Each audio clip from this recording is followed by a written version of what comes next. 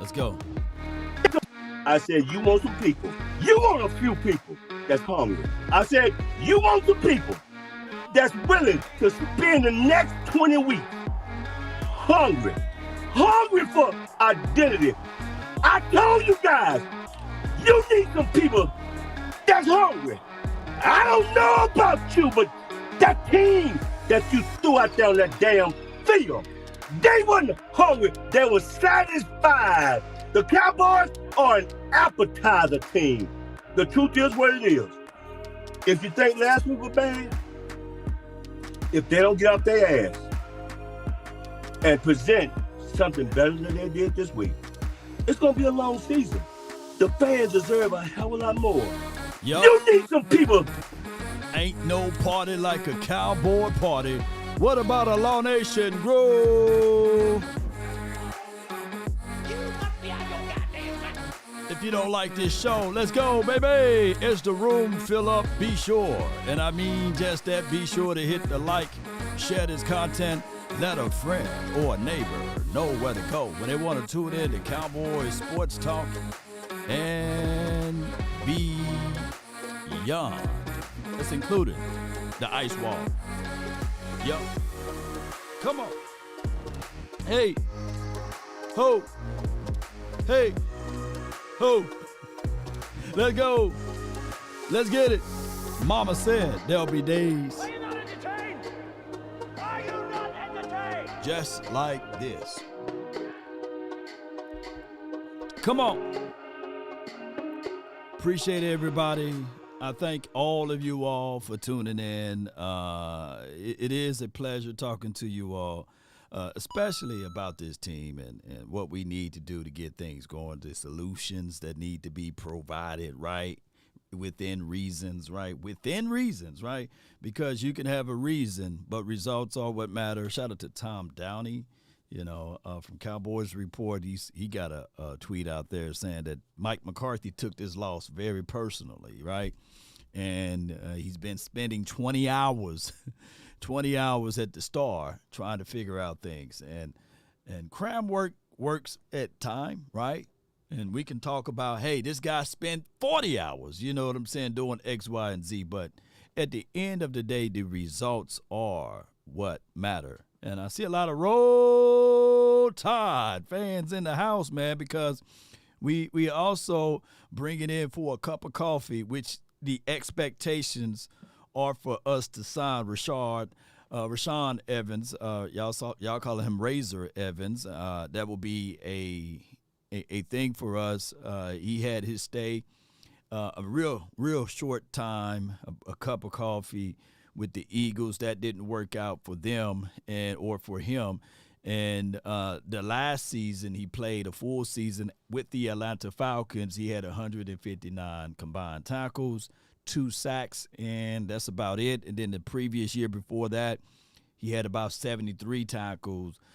Was been up and down with the Titans, but he did collected 2 interceptions the season before that. So that's a situation and scenario that we can talk about, right? And if you didn't check out my previous video on my YouTube, be sure to just type in Rashawn and you will see his face and his in my analysis of that point. Because I truly believe help is help, right?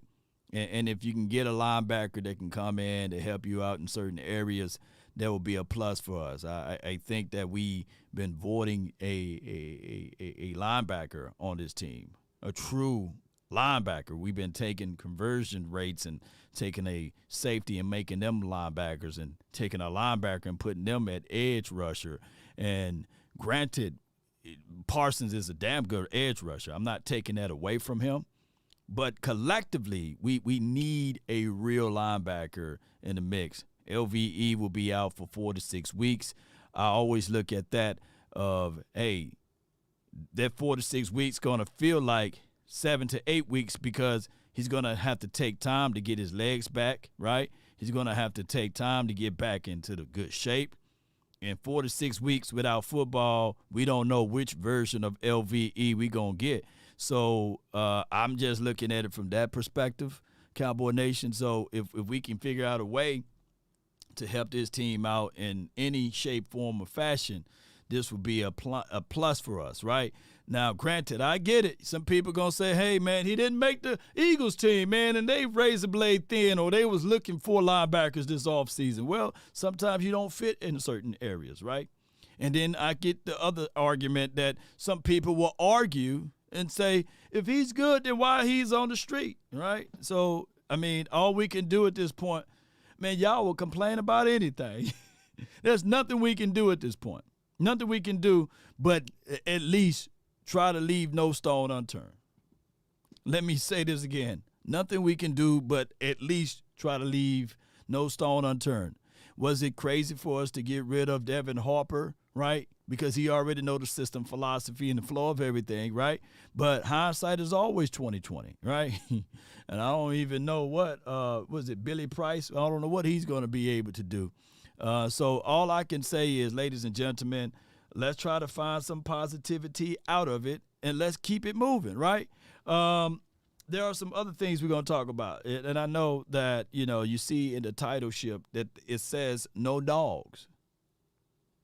And when you see those type of things going around and it's been permeated and talked about the Cowboys and their mentality and how they approach the things, there is a cause for pause, right?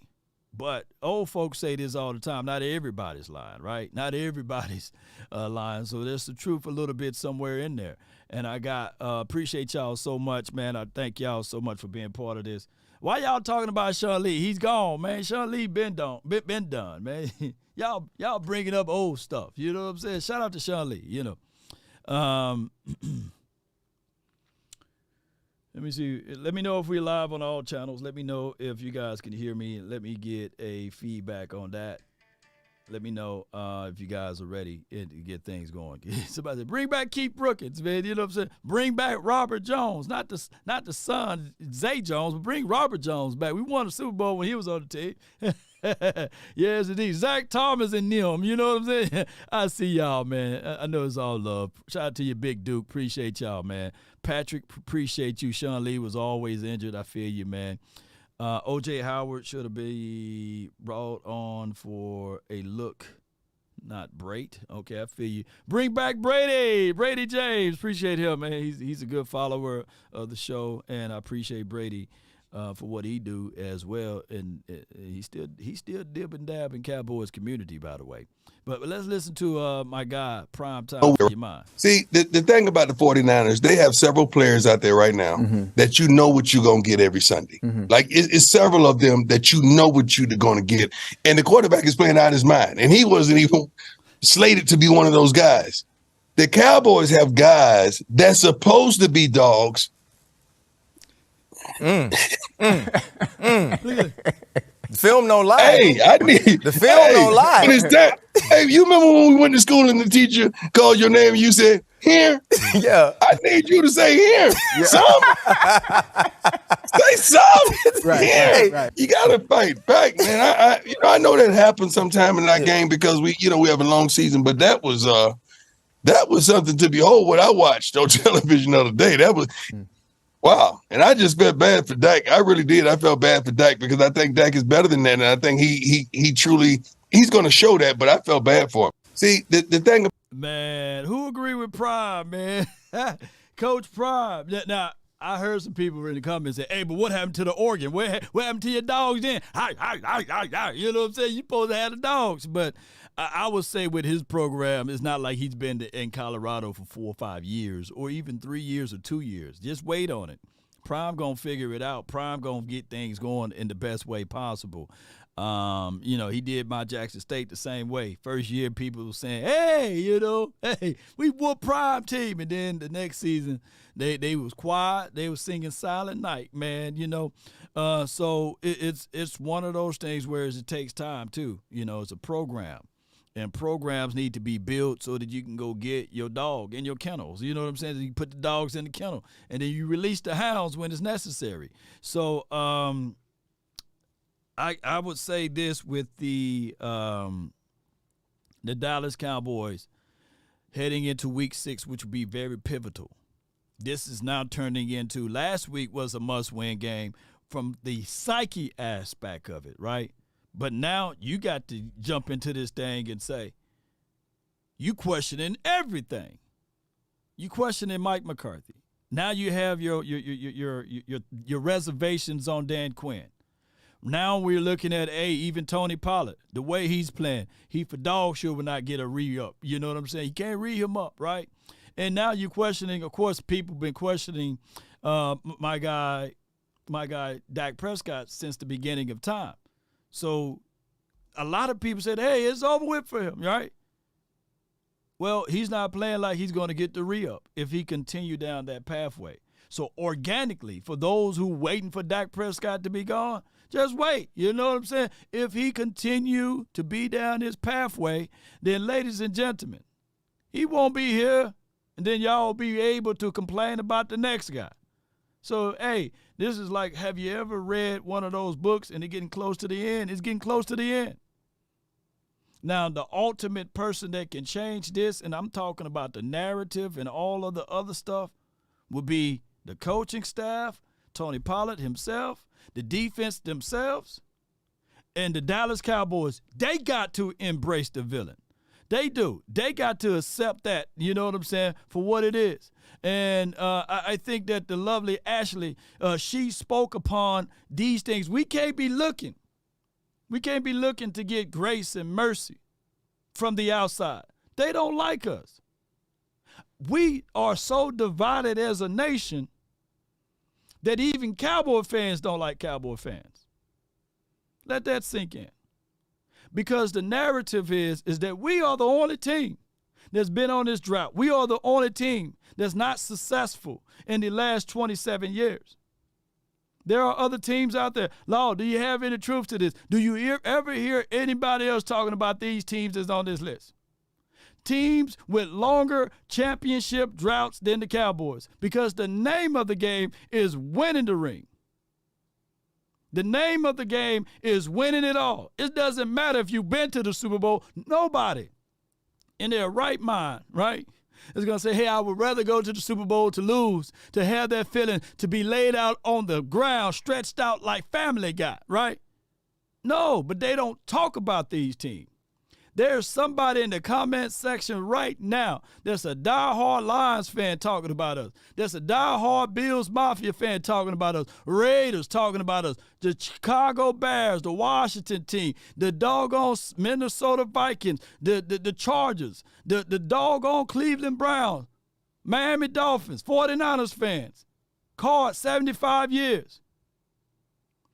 There's somebody by the name of Eastside Harold. They never even been there, never even touched it. They virgin to this. They don't know what it look like inside, whether it's pink, brown, or whatever. You know what I'm saying? But they gonna say, hey, Cowboys are trash.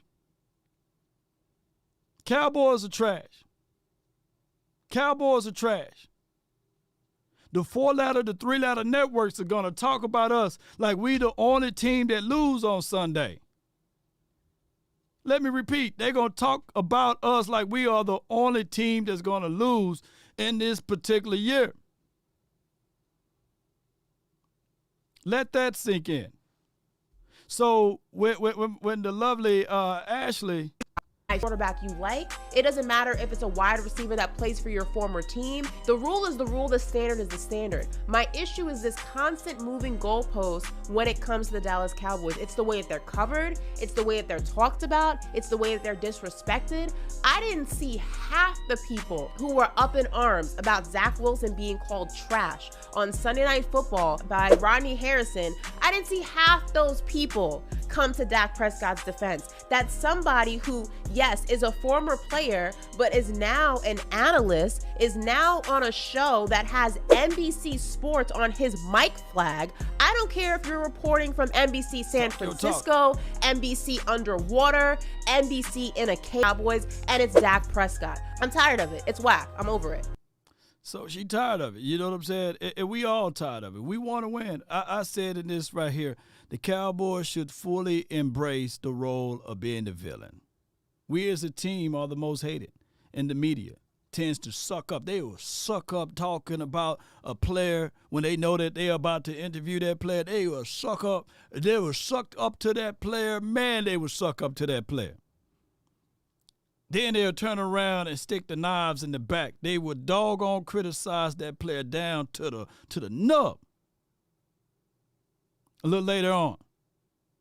They often exploit our players for that attention too. Keep an eye out on how this Michael Parsons thing, he's next. He just don't see it. He's just a young bull out there that's next on the chopping board. Next on the chopping board. And here's what most of the people will say out here. Well, it's year 8, Law, it's year 8. What year did they didn't give Dak Prescott the heat? I'm waiting. What year? They give grace and mercy to every other quarterback. Hey, it's a new system. Hey, I seen an interception that was thrown last week by a quarterback. I ain't gonna say his name, but they said, hey, that receiver got to get new spikes. He got to be more prepared. There could have been a reception, you know what I'm saying? Not an interception. If he had bigger cleats, I'm sitting like, wow, come on, man. Justin Herb, what year this is for him, is going into his 4th season, right? They paid that man the full bag and beyond. Dak Prescott in his 3rd season, hey, he better win. No excuses. 2018, the levels of expectations different. He did more for his organization and franchise than Herb. The hate been there since day one. And y'all fools will say, hey, that dude is just an apologist. Bull sugar. I've been fighting the same fight for even Tony Romo. I can tell y'all, that even when Tony Romo was here, I was saying the exact same thing. You put a better coach around Tony Romo juxtaposed to doggone Jason Garrett, we would have at least been to the Super Bowl. But y'all don't want to hear that. Y'all selective hearing. You know what I'm saying? That's probably why you got the job that you're working at. You know what I'm saying? Could get paid $20,000 to $30,000 more if you just know how to read and hear better, right? That's why you're still staying with your mama and them. You see what I'm saying? So that's just what it is. The fickleness of the fans out here, and y'all tend to tune in. Where's the heat for the rest of these teams? Where's the heat for the doggone Miami? 49ers, so you throw them in the mix. What can go wrong, will go wrong. You would have been right for 28 years saying that. What can go wrong, will go wrong. You would have been right for 49 years if you said that for the Miami Dolphins. You'd have been right for 57 years. What can go wrong, will go wrong for the Bills. 65 years for the Lions. 75 years. You can be absolute right every year. But they tend to pick on us. D-Web says, if they won't love you, make them fear you. Villains. Yes, indeed. Man, that's a great one right there, bro. Ooh, wee, ooh, la, la, that's a good one.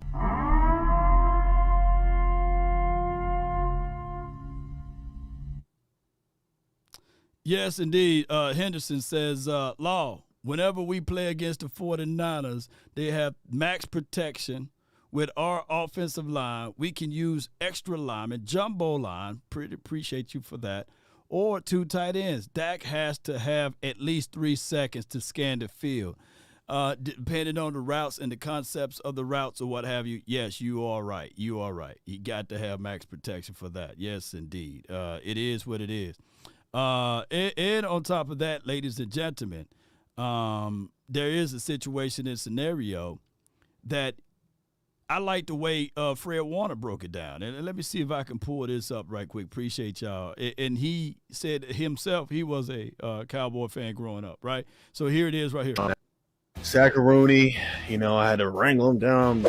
Big old Dak. Just something about Dallas. Unfortunately, I hate to say this, I grew up a Cowboys fan. I mean, ever since they didn't draft me, I'm like, hey, y'all had your op, and now you got to see me. They tried to motion CD to kind of see, all right, is a man zone read. I knew that they love. Philip Henderson $10. Lol, whenever we play against the 49ers, we have to max protect with our offensive line. We can use extra linemen, jumbo line or 2 tight ends. Doc has to have at least 3 seconds to scan the field. 3 seconds in the NFL is a long time. Your progressions, we would say 1 Mississippi, 2 Mississippi, 3 Mississippi, 4 Mississippi. At the 4th Mississippi, that's a long time to have the ball. The average time to get out the ball is right at 3 seconds, though. You should be able to be done with your progressions. In 3 second splits, I want my and then he broke it down too. I like the way Fred Warner broke this down, even on this rub route concept. Think about this from a linebacker perspective. You got the first 5 yards that you can chip, you can bump, you can redirect. You can get in the face, you can get nasty with them as long as you don't hold them and impede them from getting to a spot. You can always give them a little love. You can always redirect. And he knew this, and he knew the depths of what they were trying to do with this little bump or mesh concept. And watch how he break it down. I like the way he broke this down on how he got the sack of Rooney is what he called it. Listen. You got to see me. They tried to motion CD to kind of see, all right, is a man zone read. I knew that they love slants and they love crossing routes to try to, when we're in man coverage, if they want our guys to run into each other as their guys are kind of crossing to knock them off. And so I'm popping and I'm kind of looking in my peripheral to see if they're crossing. I see CD coming across and the tight end. And so I literally just had to try to jump in front of both of them to knock them off just to make sure that they didn't rub the guys that were covering. So boom, when I knock them off, that knocks their timing off of the play. Dak has to pump it. Oh, he escapes out. And then it's just perfect little lane for me to just run up and right in through there and woo! Sackaroonie. So he broke that down like a math fraction there. He broke it down to the point whereas, when you have your playbook being compromised, right, and you've seen things that happened before, maybe it could have been week 2, it could have been week 1, it could have been just last week, and if you stay in the locker room and studying or in the lab and you study and you see the tendencies of what the quarterback like to do or the running back like to do, then you can jump and you can take care of that. Hey, we all call linebackers slow until you know. But at some point, you got to know. At some point, you got to beat your feet to get to the edge. Those are things that I'm talking about. Even with Rashawn, I'm not saying that he can't do it, but as a linebacker, look, eyes downfield, make them pay. When you saw that first play, we don't make people pay. And I'm not saying Rashawn is going to be a guy that's going to be, here go the Cowboys. They get a guy that's going to go to the practice squad, and now they're going to be able to walk on water. No, we're not saying that. But when the middle of the field, I know the new rulings in the NFL, you got to allow a player to make a football move and all of that stuff. But no, the middle of the field supposed to be the worst area for anybody to try to make a play. You got to make them pay. Y'all, for the people that's trolling in here, trolls, you got to be like a troll in the middle of the field. It's a fee to be in this mug. We're going to talk about you. We're going to talk about your mama, your daddy, you know what I'm saying? Uncle Earl, they got the limp when he walk, you know what I'm saying? They call him Seesaw Earl, all of that stuff, man. Hey, we ain't going to leave nothing on the table. We trying to get into your mind. So you coming across there's no soft love, you know what I'm saying? There's none of that, you know what I'm saying? You got to make sure that you make them pay. And that's what he did on this play. I'm not saying, I'm not pumping and hyping this dude up, but that's what the essence of a linebacker is supposed to do. Make them pay.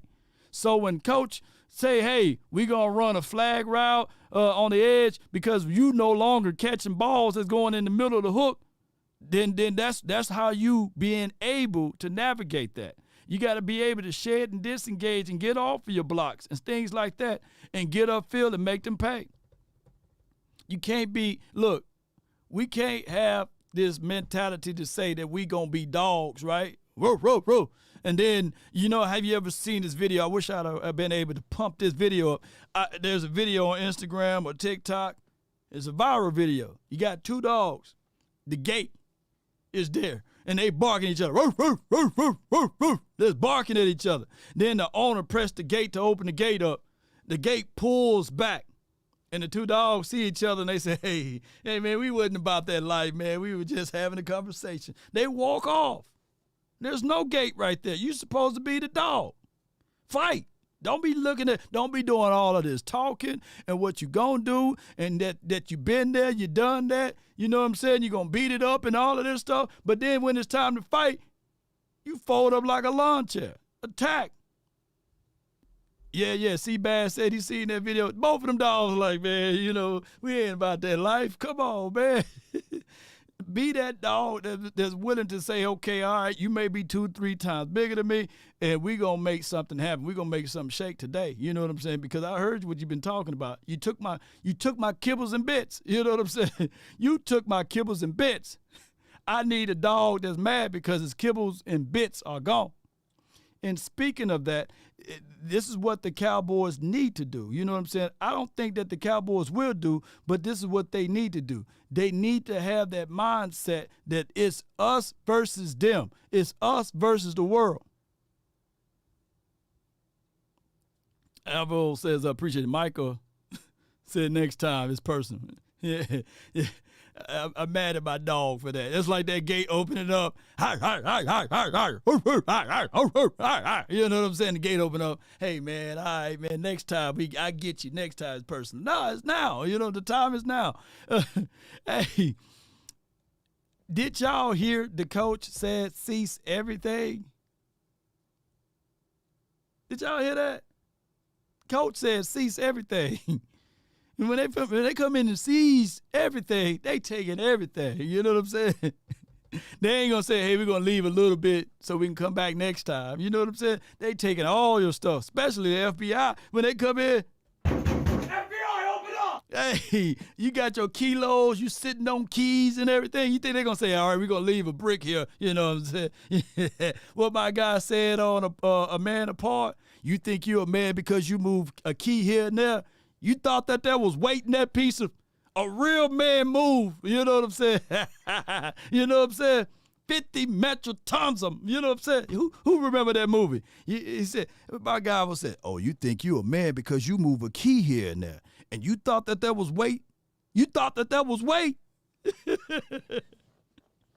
Oh, my goodness, man. I'm going to bring Man Apart. You know what I'm saying? That was the name of that movie, man. Van Diesel, or whatever that guy's name. He was really good in that movie, by the way. They didn't cease in nothing. We're going to leave. Megatons a month. 50 megatons a month. Yes, indeed.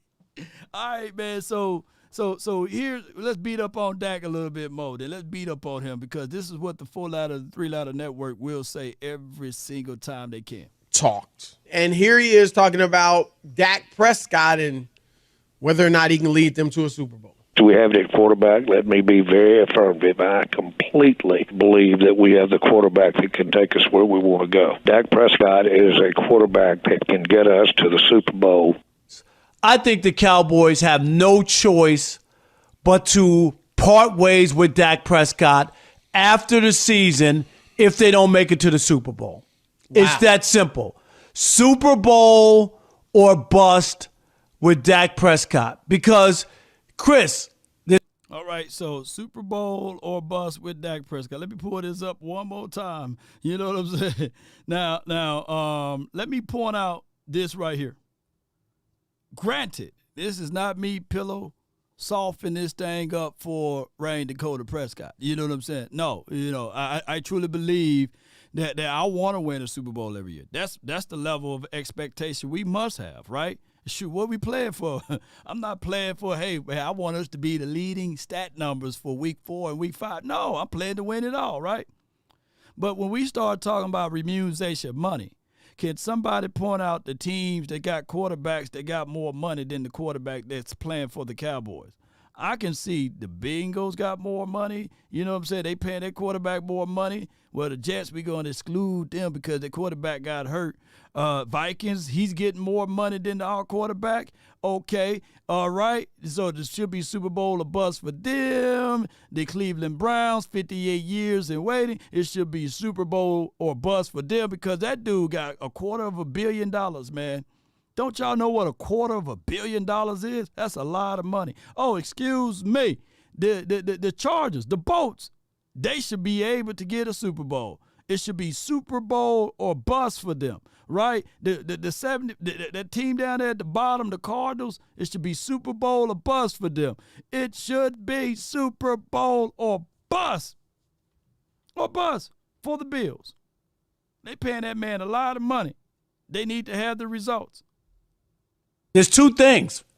You got to give him an extension, right? So either you have to. And let me explain, because people are wondering. He's got 1 year left on his deal, but if his cap hit next it's year, like $60 million, about $60 million. And the reason you would extend him is so you can do it in a way where to cut that money down, exactly that cap number, so that it would be manageable, right, over 3 years rather than 1 year, right? Okay, and you could cut him if you cut him. You could smooth that $60 million. You wouldn't have Dak Prescott, but you smooth that $60 million to roughly $30 million over the next. But 2 years. that's my point. It's like they're going to be in a real bad spot. I hear you, Rob, because if you can't win the big game, if you can't win a Super Bowl with him, then the thinking is, well, what are we doing? As much as I've liked Dak in the past, I still admit he's a good quarterback.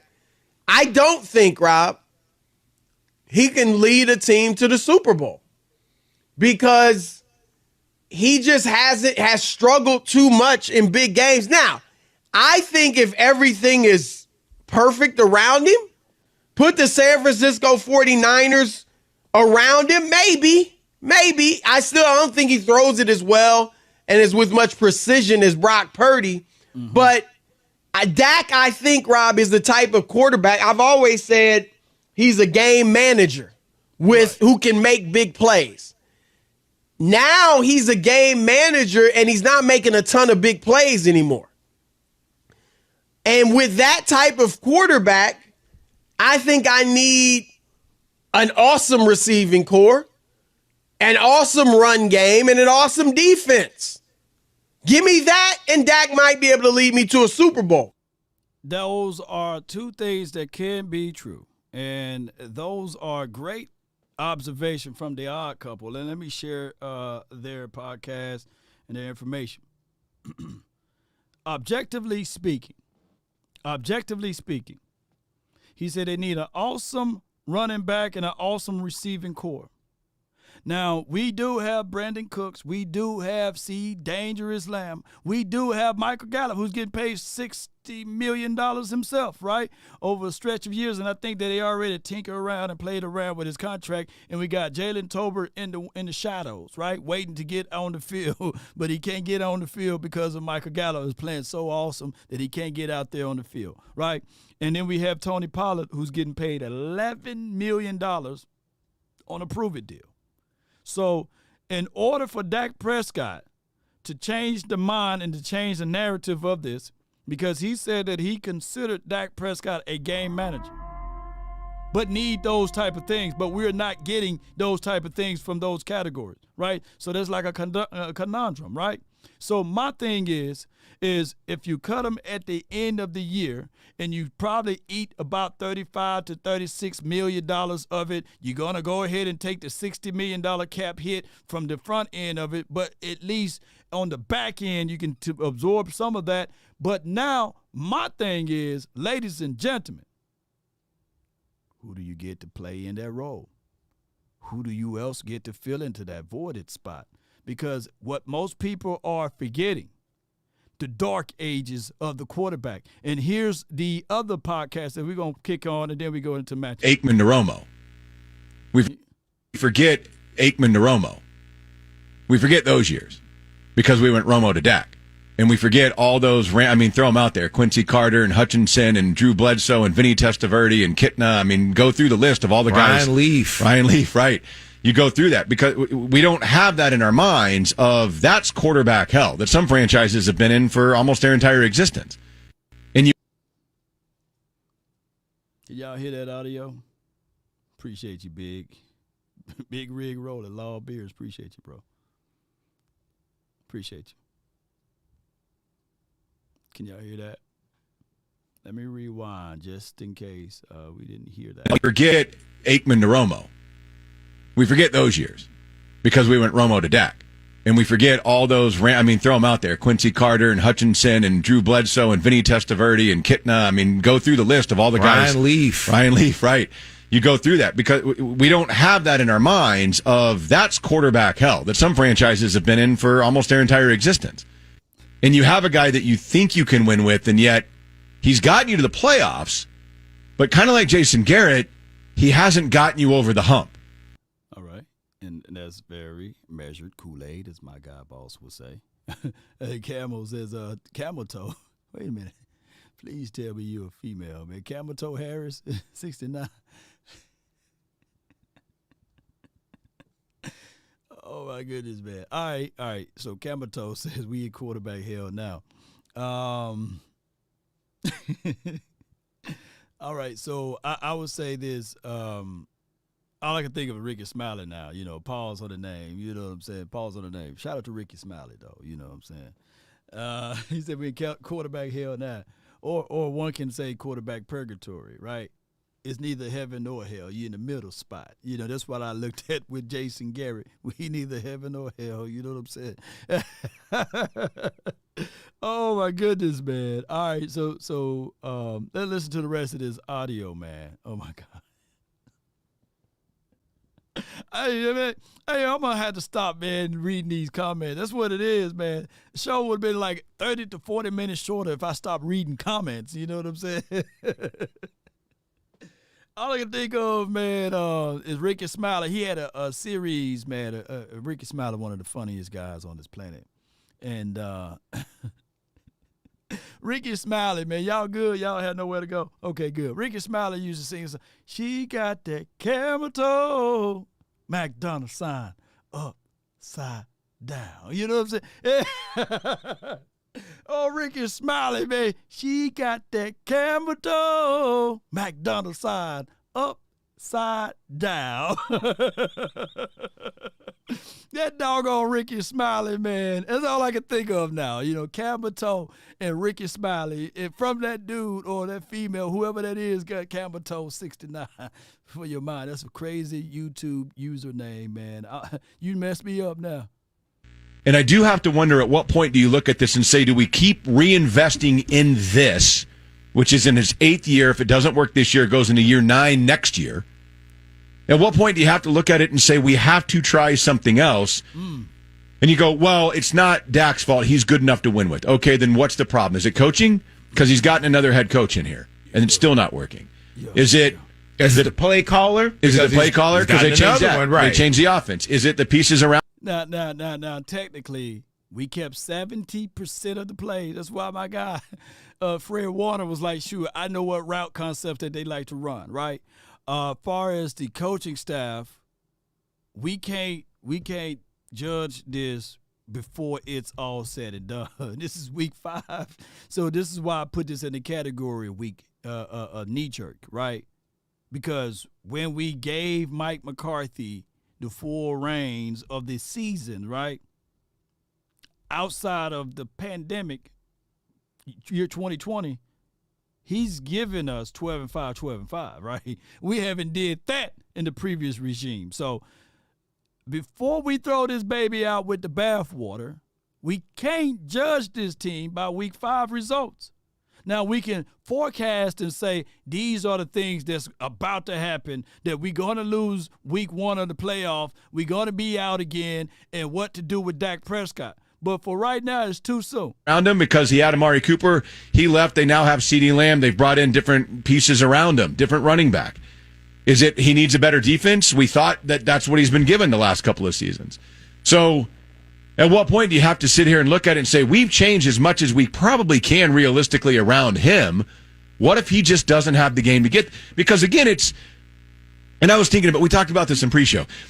You go back the last decade and look at guys that have won Super Bowls. All of them are names that we would immediately think of as greats, except for Nick Foles. He's the only outlier. Then you look at the guys who at least got to a Super Bowl, and there's a couple: Jared Goff, Jimmy G, Matt Ryan. Mm-hmm. Even still then, in a couple of those cases, very high draft picks. Well, Jimmy G had Kyle Shanahan, a genius play caller, who, by the way, looked at that throw in the Super Bowl, was like, can't win one with that guy, get me someone else. Sean McVay had Jared Goff, who went to a Super Bowl with them, said, can't win with that guy, I need Matt Stafford. Yeah. These are guys who went to Super Bowls, and their team said, don't care. Now the craziest thing, he said he can't win. If people are saying that Matthew Stafford was the only reason why the Rams won that Super Bowl, I want y'all to go back and look at the Rams and look what they did.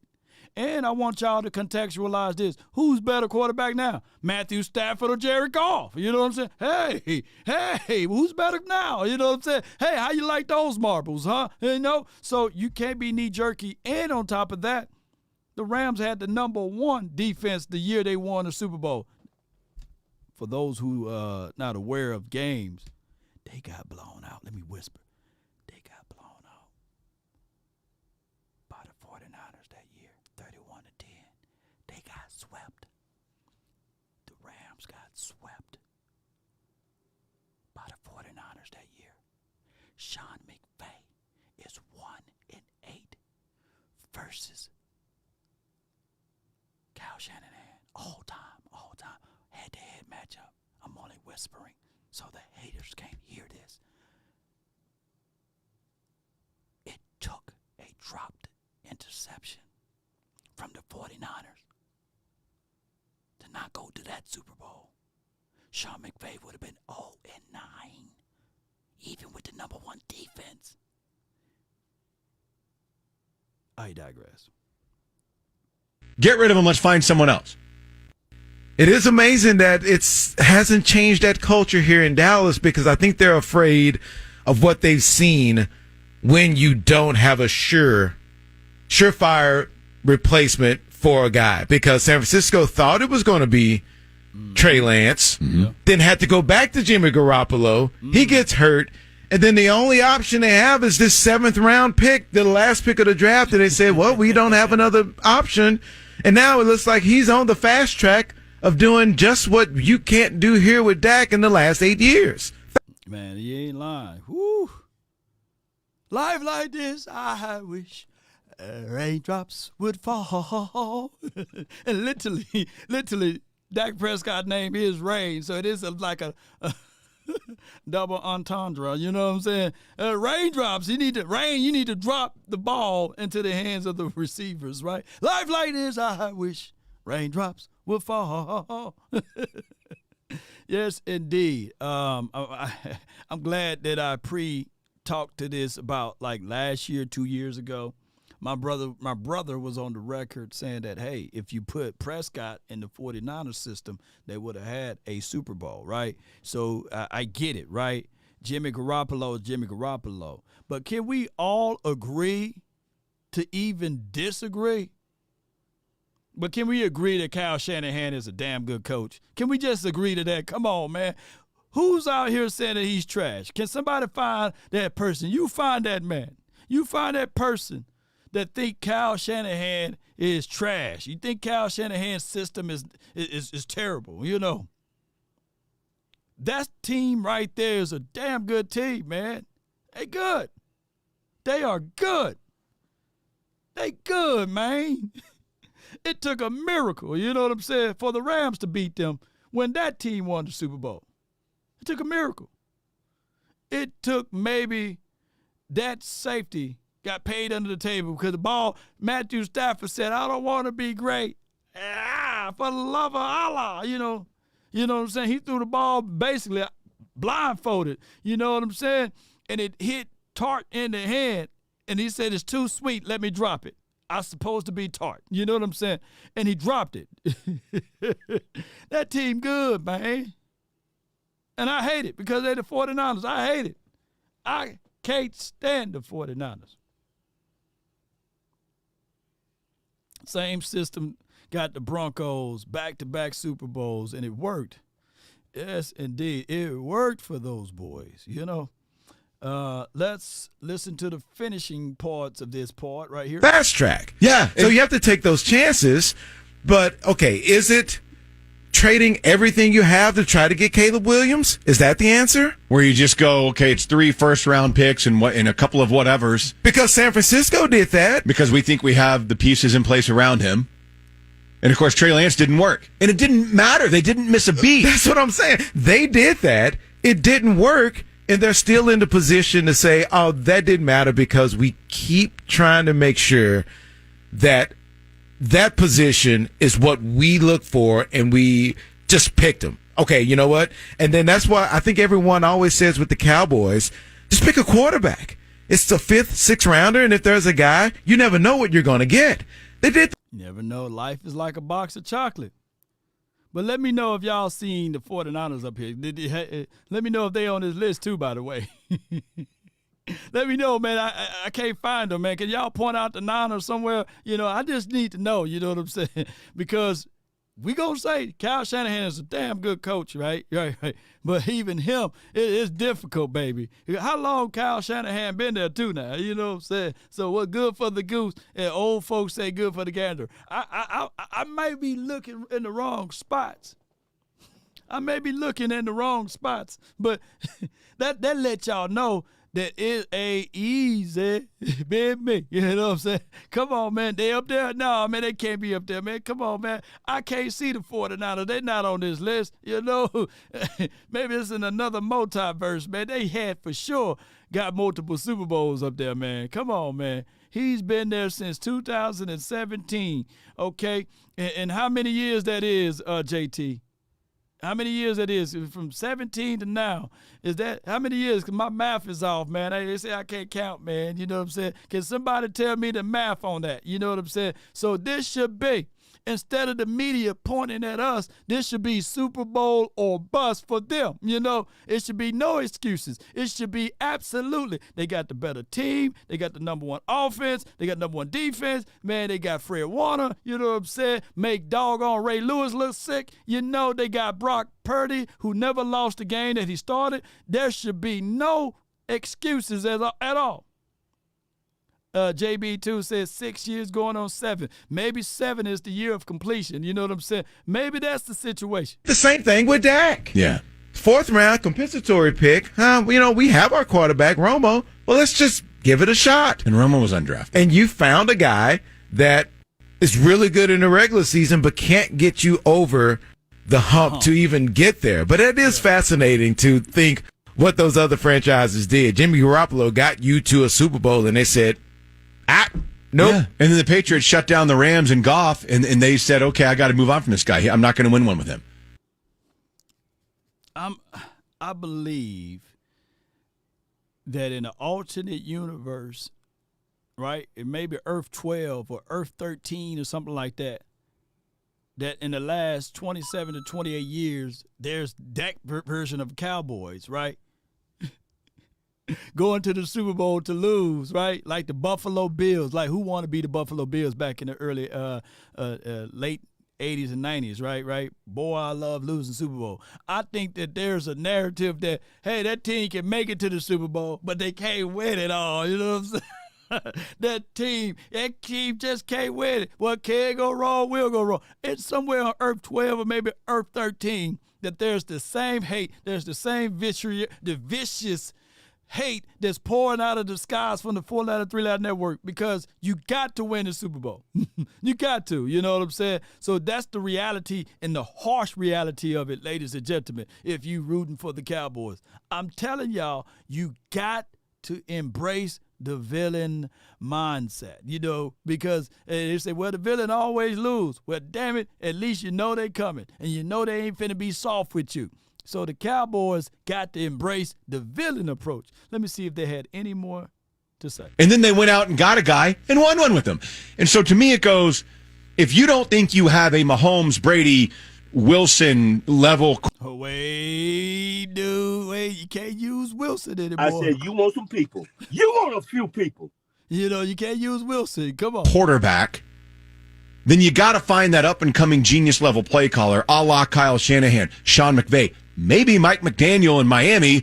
Remember when, Tua, he's a bust, nothing. McDaniel comes in there, dude's. McDaniel is a damn good coordinator, though, by the way. But wait a minute now. Hold on. If you using Mike McDaniel, it's been 75 years, man. So, no, not 75, 49 years, my bad. It's been 49 years, going on 50. Now, I don't mind seeing Cowboys versus, Miami in the Super Bowl, but, yeah, D. Webb said we too soft to be a villains, yeah, right now, name me some soft villains, you know what I'm saying? Maybe some soft villains, man. I think the Riddler, he's kind of soft a little bit, right? Maybe we could be that version of the villains, The Joker, I can't say the Joker soft. I saw a cartoon show the other day. The Joker done fooled around and killed, was it Lois Lane? And Superman went Zero Dark. He went Scorched Earth. Yeah. It's on HBO. The Joker done fooled around and killed Superman Squeeze. And oh my goodness, man, Superman was letting everybody have it, man. They had to go into a whole nother Earth 13 to go get her, Lois Lane, from that Earth 13 to say, hey, Superman, chill. So yeah, you're right. There's no soft villains, man. Hey, man, you got me on that one. Yes, indeed. That Joker.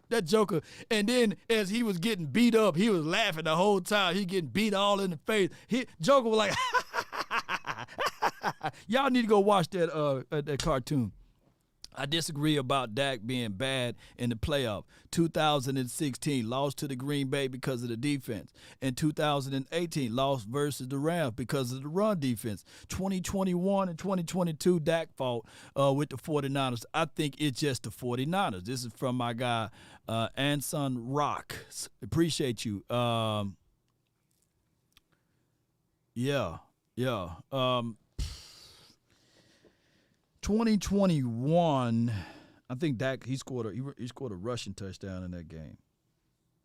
I think that if we had any chance last year, we should have been able to keep that game more steady versus the 2 interceptions. So that was very terrible of Dak. But in 2021, I think we had a stronger chance in 2021 opposed to last year. Believe it or not, if we just take away the 14 penalties, right? In the blaring sunlight. It was a home game for us, and we should have been able to win that game. So I agree with you in that game. Anson rocks $10. Anson rocks. I disagree about Doc being bad in the playoffs. 2016, lost to GB because of defense. Win in 2018, lost versus Rams because of run defense. 2021, 2022, Dak's fault with 40. They didn't finish the rest of it, but I feel you, man. I appreciate you. Shout out to the AI. Small says she was pregnant. Okay, so she was pregnant, right? And Joker fooled around and killed Superman Squeeze. And I think Superman went crazy, bro. In that cartoon, that was the first time I want a hero to turn into a villain. And if the Cowboys can turn into a villain like Superman, we'll be unstoppable. I mean, I'm talking about being snotty. I think the only person that got the mindset to handle the media like that is D-Law. I think D-Law, he put the fear on some of the media people, and that's why they don't want to talk to him long. You know what I'm saying? And D-Law, I think if all of us, it won't be good content for the local media and the 4-ladder, 3-ladder network if we all just get chippy. If we all just say, hey, man, y'all going to twist it anyway. We don't give a dog about y'all. You know what I'm saying? But we need to do it coming off of a big win. You know what I'm saying? JP says the Gold Dust is a soft villain. You know, I feel you, man. The Punisher, the anti-hero. Yeah. But he don't got nothing on.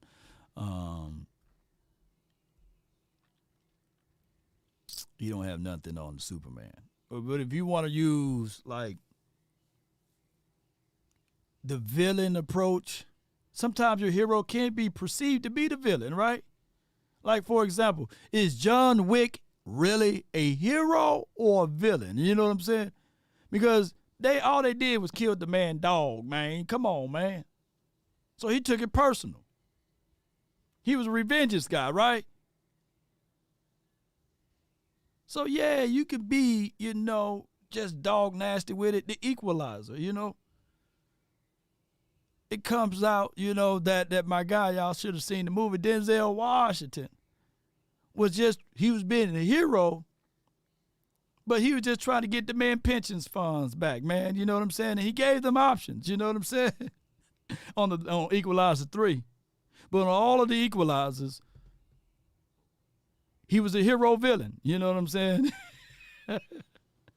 Yeah, Bullet Storm Gang says, D-Law tells it like it is. Yeah, so we need to have that approach, ladies and gentlemen.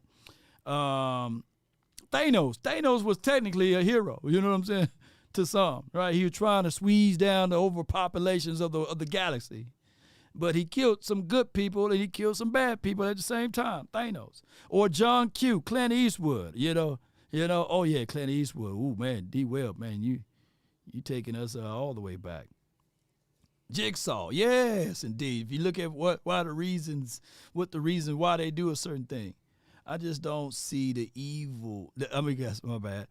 He says, Nigel, appreciate you for the $4.99 super chat. I just don't see the eye of the tiger in Dak this season. Right, you're right. Yeah. You're right. The countenance on his face doesn't present that I'm big dog, right? The countenance on his face present that I'm unsure. I got reservations. I'm not the man of the house right here. So when we look at the Cowboys, we are 16th in offense. We 4th in defense. We 2nd in special team, 9th overall, right? So if you compare those things to the Niners, we are a lot slots worse than what they are as it relates to offense. We're not that far away from defense, right? So we got some stuff that we got to improve on. But let's look at our contemporaries, because this is the team that's the number one in our division as so far. And they got the 6th ranked defense. So our defense is a tad bit better, right? And we got better special team play. And far as the overall of their defense, they're 14th in defense, right? So when we look at their overall status quo, they're 6th ranked team right now based upon those measures. So we're not that far apart. So if the gold standard is technically the 49ers, we got to look at this team and say, all right, they whooped our ass. They did. And how can we get things going the best way possible? But when we look at the Chargers, they're not that far off. They're not that far off as it relates to the offense. So all of the people saying, hey, man, look at that offense, man. Look at the offense. Hey, they're only 2 spots ahead of us. You know what I'm saying? What that lady on that commercial? Jerry, they only 2 spots ahead of you. You know what I'm saying? So they only 2 spots ahead of us. And the defense is ranked 28th. Now this, my friend, like I say, these stats don't tell the whole story, but we're going to go over it. Overall, 24th in overall rankings, right? So is this a must-win game? Yes. But let's pull up what we got to face against versus the LA Chargers, formerly known as the San Diego Superchargers. I look at it like this. There's one guy that I know for sure that can wreck the game in for us. But no, I see 3 guys that can wreck the game. 3 of them. All 3 of these guys right here. All 3 of y'all. You know what I'm saying? I'm going to start with the person that can do the least impact of damage, but can still be hectic for us. And his name is Derwin Trinidad James. You know, we're going to have to figure this out. Now, he's having a slump for a slow start of the season, but I ain't going to even mention that because we said that last week about Fred Warner. Sure, he had 8 to 9 missed tackles, and all of a sudden it seemed like there was 2 Fred Warners out there and a Greenlaw. So be mindful of this 6'2", 215, 4'40" speed guy. Runs a 4.40. Shout out to Florida State. You know what I'm saying? And, you know, we heard news and rumblings that we wanted to draft him, but, you know, the Chargers kind of drafted him before us, you know. So we're going to have to worry about him. The other person that we have to be mindful of, and I know for sure his brother done picked up the phone and said, hey, I whooped him up. It's time for you to come clean up. And it's Joey Bosa. Joey Bosa, I'm about to say Buster, you know what I'm saying? Joey is a guy that we for sure got to be mindful of because he can wreck the game on the edges. And last but not least, this dude right here, you know what I'm saying? Return of the Mac. Return of the Mac. You know what I'm saying? Last time we played him, I don't think he was on the field. 6'3", 269, 270-ish. He's coming off of a game that he had six sacks in one game. 6. So on one end, people saying, hey, run at Bosa. That means the backside going to be wide open for Khalil. Return of the Mac. They said Bosa is hurt. Let me see. Let me double check. Discount, double check it. You know, hold on. I trust you, but let me verify. I trust but verify.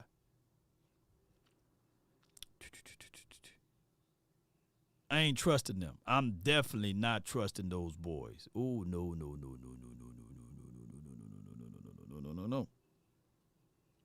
I'm not trusting that info.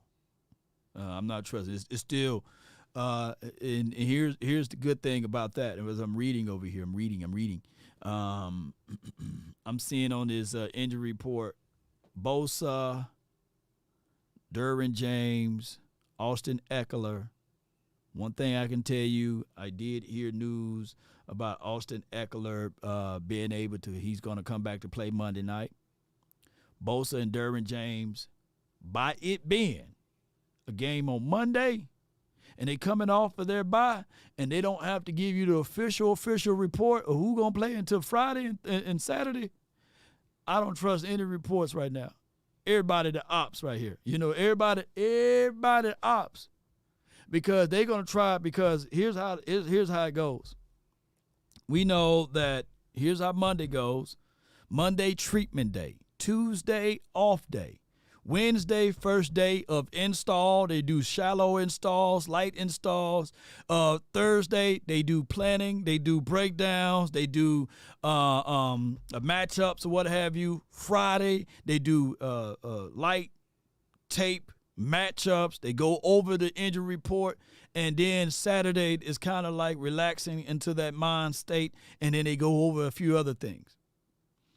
What teams like to do as a get over, what they like to do is, hey man, this dude he's hurt, he's not playing. On installment days, you see what I'm saying? So that you can probably look at the sheet and you can probably start studying the tape of the backup guy before the main guy. No, I'm studying the starting guys. I'm doing installments on how to play against those boys. I ain't trusting nothing. I'm not trusting nothing coming from Chargers camp. And trust me, they ain't out to leak stuff. You know what I'm saying? They beat reporters ain't out to get any extra information to put out there to the four corners of the world. You know what I'm saying? And they're going to be very, very close to the chest with their information. Yes, indeed. This is a sneak game. And on top of that, let me show you right here. It's already given the same odds, 55.4 to 44.2. Those were the same odds last week in the predictometer. You see what I'm saying? So I'm not finna go back and forth. No. Did the what's the name? It's still too soon. It's too soon. So where did J.C. Jackson? Did J.C. Jackson get traded back to the Patriots? I think that was the last news right there. And he was having some type of issues with the scheme of their defense. So they will have in nickel formation. They would have Asante Samuel, right? Who remember him? And then they would have Davis on the other side. I forgot this kid's name. Michael Davis. Yeah. BYU. Okay, so that's the nickel formation. Then they base, of course, you have Samuels and Davis on the outside, and then mostly of the time you still gonna have Mack and Bosa. This is the dude right here. You know, look out for this dude right here. Tuipulotu. You know how you say that man's name? I damaged that man's name, but for some reason, whenever we play people with those type of names, you know what I'm saying? Tuli, how you say that man's name? Y'all can hit me in the chat. They always have good games, man. You know, whether it be a Hufanga or whoever, you know what I'm saying? There's always dudes with these type of names. I'm just being real with y'all, man. These type of names always give us troubles, you know. So look out for that name right there, man. That's all I'm going to say, man. Whoever this guy is, man, from USC, just look out for him. He going to have a play here and there. That's what it is, man. It never fails, man. It's always a dude with one of those names, man. No offense to them. That's Hufanga cousin, too. Come on, man. I can't make this stuff up. Those JP, me and JP on the same page, man. It's always those names that always give us problems, man. Hey, what kind of analysis is this, man? What kind of analyst is this, man? I'm just saying, man. Watch out for that name, man. Tuli. Y'all can put his whole name in the bottom, man. I can't say it, man. But, yeah, those specific names, man, always give us a problem. All right, man. So, as you guys can see, somebody said, man, he ain't lying. I seen somebody say that, you know. Somebody literally said, you know, Law out here. He ain't lying. The Pacific names. That's true, though. It's just always y'all can see it right now. He going to make a play, you know. Somehow he going to make a play. It's going to be a pivotal play, man. It's just those guys just make plays, man. I thought, hey, let's get a few of them on our side. You know what I'm saying? Hey, I may be crazy, man, but I'm like the dude on Lion King. You know, maybe we grow him up and he'll be on the outside. You know what I'm saying? You know, even I kid you guys not. If y'all go way back when Tulane was going through the draft process, I say, hey, just pick him. You know what I'm saying? Maybe he can be our version of a Troy Polamalu. You know what I'm saying? How you say that man's name? Maybe he can, you know. It's the bloodline. Well, that bloodline good, man. So maybe Junior Fihoko, you know, maybe he could do something for us. Right now, I don't trust it on offense, man. Simi Fihoko, although I think he playing for the Chargers now. He's somewhere on the depth chart. So if Simi Fihoko in this game, because he on the Chargers now, I heard. If Simi Fihoko, let me put the camera back on me. If Simi Fihoko make a play on us, I'm going to be God dog. Now it's on the offensive side, because normally it's only on the defensive side, you know. So them Polynesians, man, I heard that Simi used to be a safety. I think if Simi can go to safety, he can be a Hufanga, a faster version of a Hufanga. You know, that's what it is.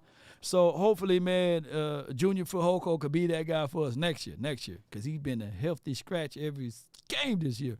All right, so on the offensive side, you got to be mindful of Herb. Herb looking at tape. Herb is looking at tape. Herb is seeing what Brock Purdy did, and Herb got a better arm than Brock Purdy. He got a quicker release than Brock Purdy. He's taller. He's more athletic. So Herb going to be the guy. Last game, I said, I want Brock Purdy to beat us and not the running back.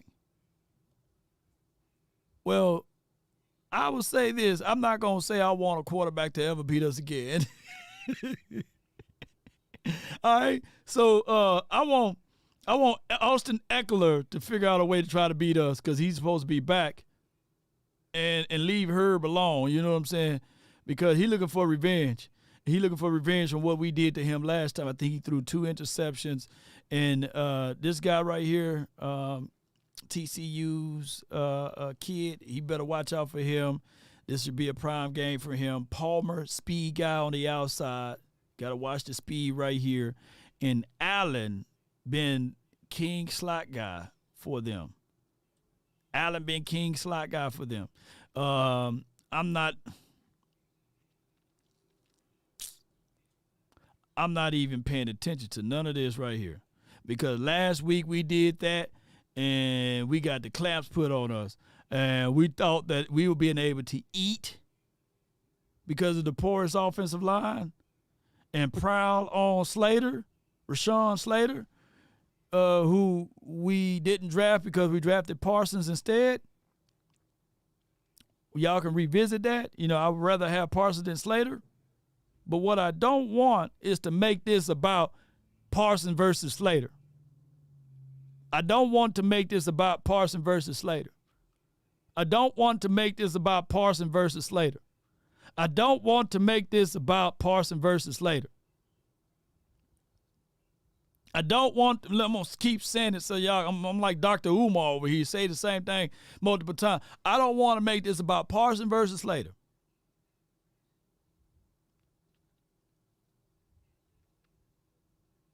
Don't want to make this about Parson versus Slater. I want to make this about matchups, man. I want us to move Parson around, slide him down here, you know what I'm saying? Slide him over there. Let me see if I can, hold on. Y'all bear with me. Let me see if I can put our team up here. You know what I'm saying? Team. Let's go find Dallas. It's not updated because everybody know that Van Der Esch is not in the game.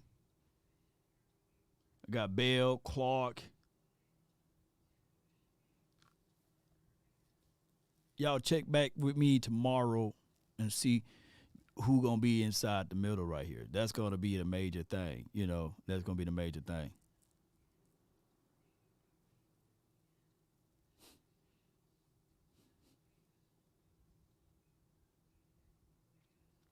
While they're front, let me see if we can change it. That's the base formation of what a nickel look like. So this is our nickel formation. Damn, they gave my guy 37. They gave my guy Donald Wilson, and we really don't look at the grades on PFF. We do look at the tangible things, but sometimes you look at the grades and be like, God, dog. God damn. They gave my guy 37, man.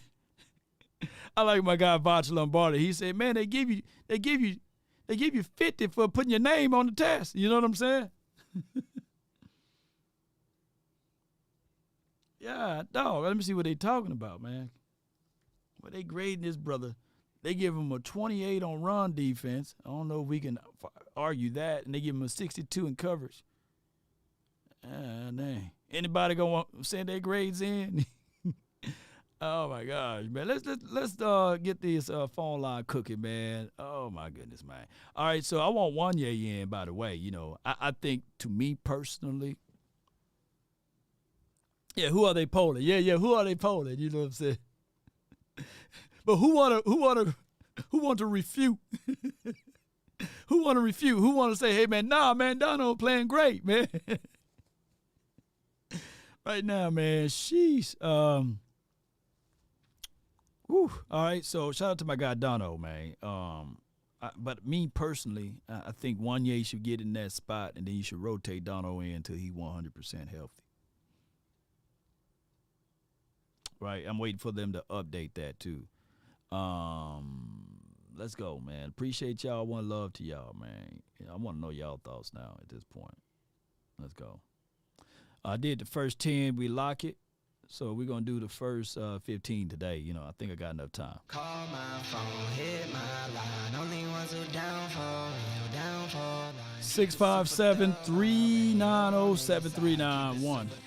It's the hotline. Hit my line, baby. You are the only participant in the conference. 657-390-7391. Keep it real, though.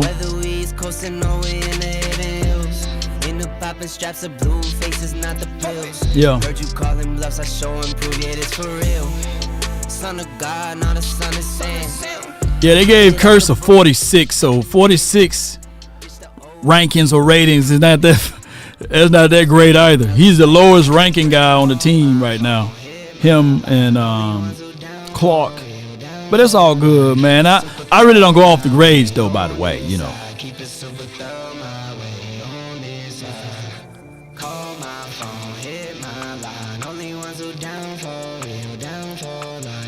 Trey for the 901. You're live on the Nation. Appreciate you so much. Thank you for jumping in. Hey, I can't believe I'm the first one. You first one up in here. I saw your name at the top of the list, Yes, but, I'm reading all these comments. It's like the same people from when we played the game Sunday. Like, right. You people are really weird. Like, I don't know what kind of cowboy. Now, I see the fake people. I see the fake Right. some of you people that's been in here and all this, like, we got what we got, okay? Y'all Right. can quit screaming about Dak needs to leave, he got to go, and this and that. That got to the rest of this year, whatever. You got the rest of the year. All I Yep. can say is, can y'all please The conference has been locked. positive vibe out there, okay? We the only team, the only national football team, our fans suck. I see why old boy talk about us like he do Stephen A. Because 1 minute, if we winning, we the shit. Yeah. The next minute, we nothing, we ain't got this person did this. That game was flawed. We know that. That was the worst game ever. Man. Yeah. But I guarantee you, if you give just a little bit more positivity, we're going to be okay, y'all. That was just the 5th game of the season, okay? Yeah. Y'all act like we done been to the dang on Super Bowl. Yep. We have not been there. The 49ers, yeah, they went to the Super Bowl, but they didn't win.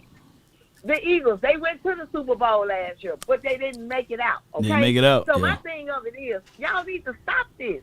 Stop trying to compare us to every team that's out there. Now, no, this person better than that. This person better than that. Okay, Everybody better than Dak, man. I seen a guy. Yeah, Trey. Yeah, I seen a guy throw some trash in the garbage can. You know what I'm saying? Yeah. And somebody posted, that guy's better than Dak. That's just how it goes, Trey. Yeah, you move the goalpost. Yeah. 1 minute, you know what I'm saying? We know that was a shot game. We know that. But even prime time even said it. Maybe I know what I've seen out of Dak Prescott. I don't know what's going on in that organization right now, y'all. But dang on well, Dak could have played way better than he played Sunday night. I don't know what happened. Yeah. And I'm not finna go there no more. That game is over with. It's time to move on. So let's put some positive energy out there to let it ride behind our Cowboys instead of bashing them. They getting enough from everybody else. Then the fan base right there with them. Go away. Go over there with Patrick at. Go over there with Brock Purdy at. Go over there with them teams that y'all see highly of. And lead the Cowboys to where they at, okay? No doubt. Appreciate you, Trey. Rolling over here. You can't stop us from loving our boys. Thank you so much. Appreciate you. Thank you so much for calling in. Let's go, Cowboys. Yes, indeed. That's Trey. All right. So she was the first one. So we down to 14 now. So when them 15 get in, we locked it down, baby. All right. We got Lavish Cowboy from the 209. Spit your mind. Lavish. What's going on? What's good, man? Y'all? Hey, man, all is well, man. Now, why is your name down here under Lavish, man? Talk to me, man. What's going on? How long it been? Man, it's been a minute. That's actually my real name too, Lavish. So your mom and them named you Lavish. They knew that you were gonna live the lavish life of being a Cowboy fan, man. Break it down, man. Break down the origins of Cowboy that, man. Break it down, Cowboys. MMA fighter, man. But hey, let me tell you something though. She spoke on something pretty nice though. I'll get two things though. I do want Thomas in the middle. I ain't gonna lie, and I do like Marquise Bell sometimes playing that hybrid role too. I'm not even gonna lie. Sometimes, yeah. But I do want to touch on that. But then again, I do want to touch on what she just said though. She's completely right. You got to think about it. The way they write off the Cowboys, you don't see them talking about how the Bills just lost to the Jaguars. You don't see them talking about how Lamar Jackson just lost to the Steelers. You don't see them how Joe Burrow's doing completely ass, but they still got faith in the Bengals. Yeah. No, you don't see none of that. And so when we lose this one game, and I get it, we got dominated, it is what it is. This defense and this offense are still trying to find their way, especially this defense. Losing Trayvon Diggs, that's a big hit mentally and physically as a team. It's a big hit. So they still got to find their way. And we acting like the Niners ain't a good team, man. They're a good team. I know we got dominated, but, hey, it's only week 6, man. It's week 6. We got plenty of ball to play. That's why I'm not really worried about this loss. But Dak, everybody know I stand with Dak. I got a channel too named Lavish, man. Everybody know I stand with Dak. Dak, he's nothing but a 4th-round pick to me, to be honest. He exceeded expectations. Don't get me wrong for being a 4th-round pick. He exceeded expectations, especially his rookie season. But we already know where I stand with Dak. Dak, in my eyes, he just can't get it together, man. He's amazing offenses over his career, man. Amazing. Well, all of that, But you can't blame this all on that. Yeah. You can't put DPF all everywhere. But what I was gonna say is this with this Lavish, that I don't look at him as a fourth round quarterback anymore. You know what I'm saying? That dude, he's a multi-millionaire. He's a $40 million quarterback, right? So you got to erase that and say, hey, man, we paid a certain type of money. We need to see certain type of results. I'm not here pocket watching them now, because that's what people gonna hold us for. You know what I'm saying? Is that you paid that man? You know what I'm saying? So there's accountability with that payment that need to be processed week in to week out. See, I'm objective. They say law ain't never objective, but I'm objective with that. You know what I'm saying? I need for Prescott to do certain things. His owner is Jerry Jones. We're forgetting that. Jerry Jones obviously gonna pay him. Obviously a $40 million quarterback. His owner is Jerry Jones. Jerry been overpaying for people for the last, decade or two. So you got to look at it like that too, So it is what it is, man. Let Dak ride out, but don't start saying Trey Lance is better than Dak. I don't like that. Right. That's slanderous. You're right there. Ain't no better either. If what's his name? Kyle Shanahan can't get you right as a QB. Then hey, what we gonna do? That's what all we gonna do. Ooh, good call from you, man. Lavish Cowboys, man. Living a lavish life, man. Appreciate you, man. Yes, indeed. That's a good name, man. I already know that man is built for great things to come around because his name say such, right? You know what I'm saying? I would say this, ladies and gentlemen. My thing is when we talk about the money, don't just hold it right to that quarterback. Keep that same energy for Lamar, Josh, Justin, Herb, all of those quarterbacks. That's when I say, you know what I'm saying, bump all of that. This is the land of the free, you know what I'm saying, the home of the brave. So them boys getting paid with all of that goodness and pursuit of happiness and all of that good stuff. But what teams do and what people do, they only mention all quarterback when it comes down to the money. That's why I'm saying just make it across the board. So when Deshaun Watson throw an INT, that's $250 million, man, that's throwing and playing like that, right? So that's why I always say, man, if once they get paid that first big check, you can throw what round they were drafted in out the window. You know what I'm saying? Into the wall, So that's how I look at it. I got Tyrone from Vegas. What's good, man? Talk to me. How we doing, Law Nation, Cowboy Nation? How we doing today? Hey, man, I'm doing great. Man. Talk to me. I know. I'm finally over the loss. So you over it. That's good. Think a little bit clearly today. So all I just want to touch on is that, I'm going to go two things. Dak Prescott and the defense. Dak Prescott, everybody just understand what we got, all right? Like y'all said, it's been 8 years. Dak Prescott has been what he is. And, listening to Stephen A. and them this morning, I feel like since he's gotten his money, he's been a little bit more critical of himself. And then they starting to make him something that he's not. So everybody needs to understand what Dak Prescott is. He is a game manager who needs great athletes around him. He's not a person that can have average athletes, and he's going to put them up to great athletes. We need better receivers. He needs more help, and I'm starting to see that more. Brandon Cooks, Michael Gallup, all around just needs to step their game up. Defensively, we held our own in that game, but it was just we got punched in the mouth so many times after the 3 and outs. They just got tired of being punched in the mouth and just laid down. Let me ask you this. Though, Tyron. You are spitting some good truth right here.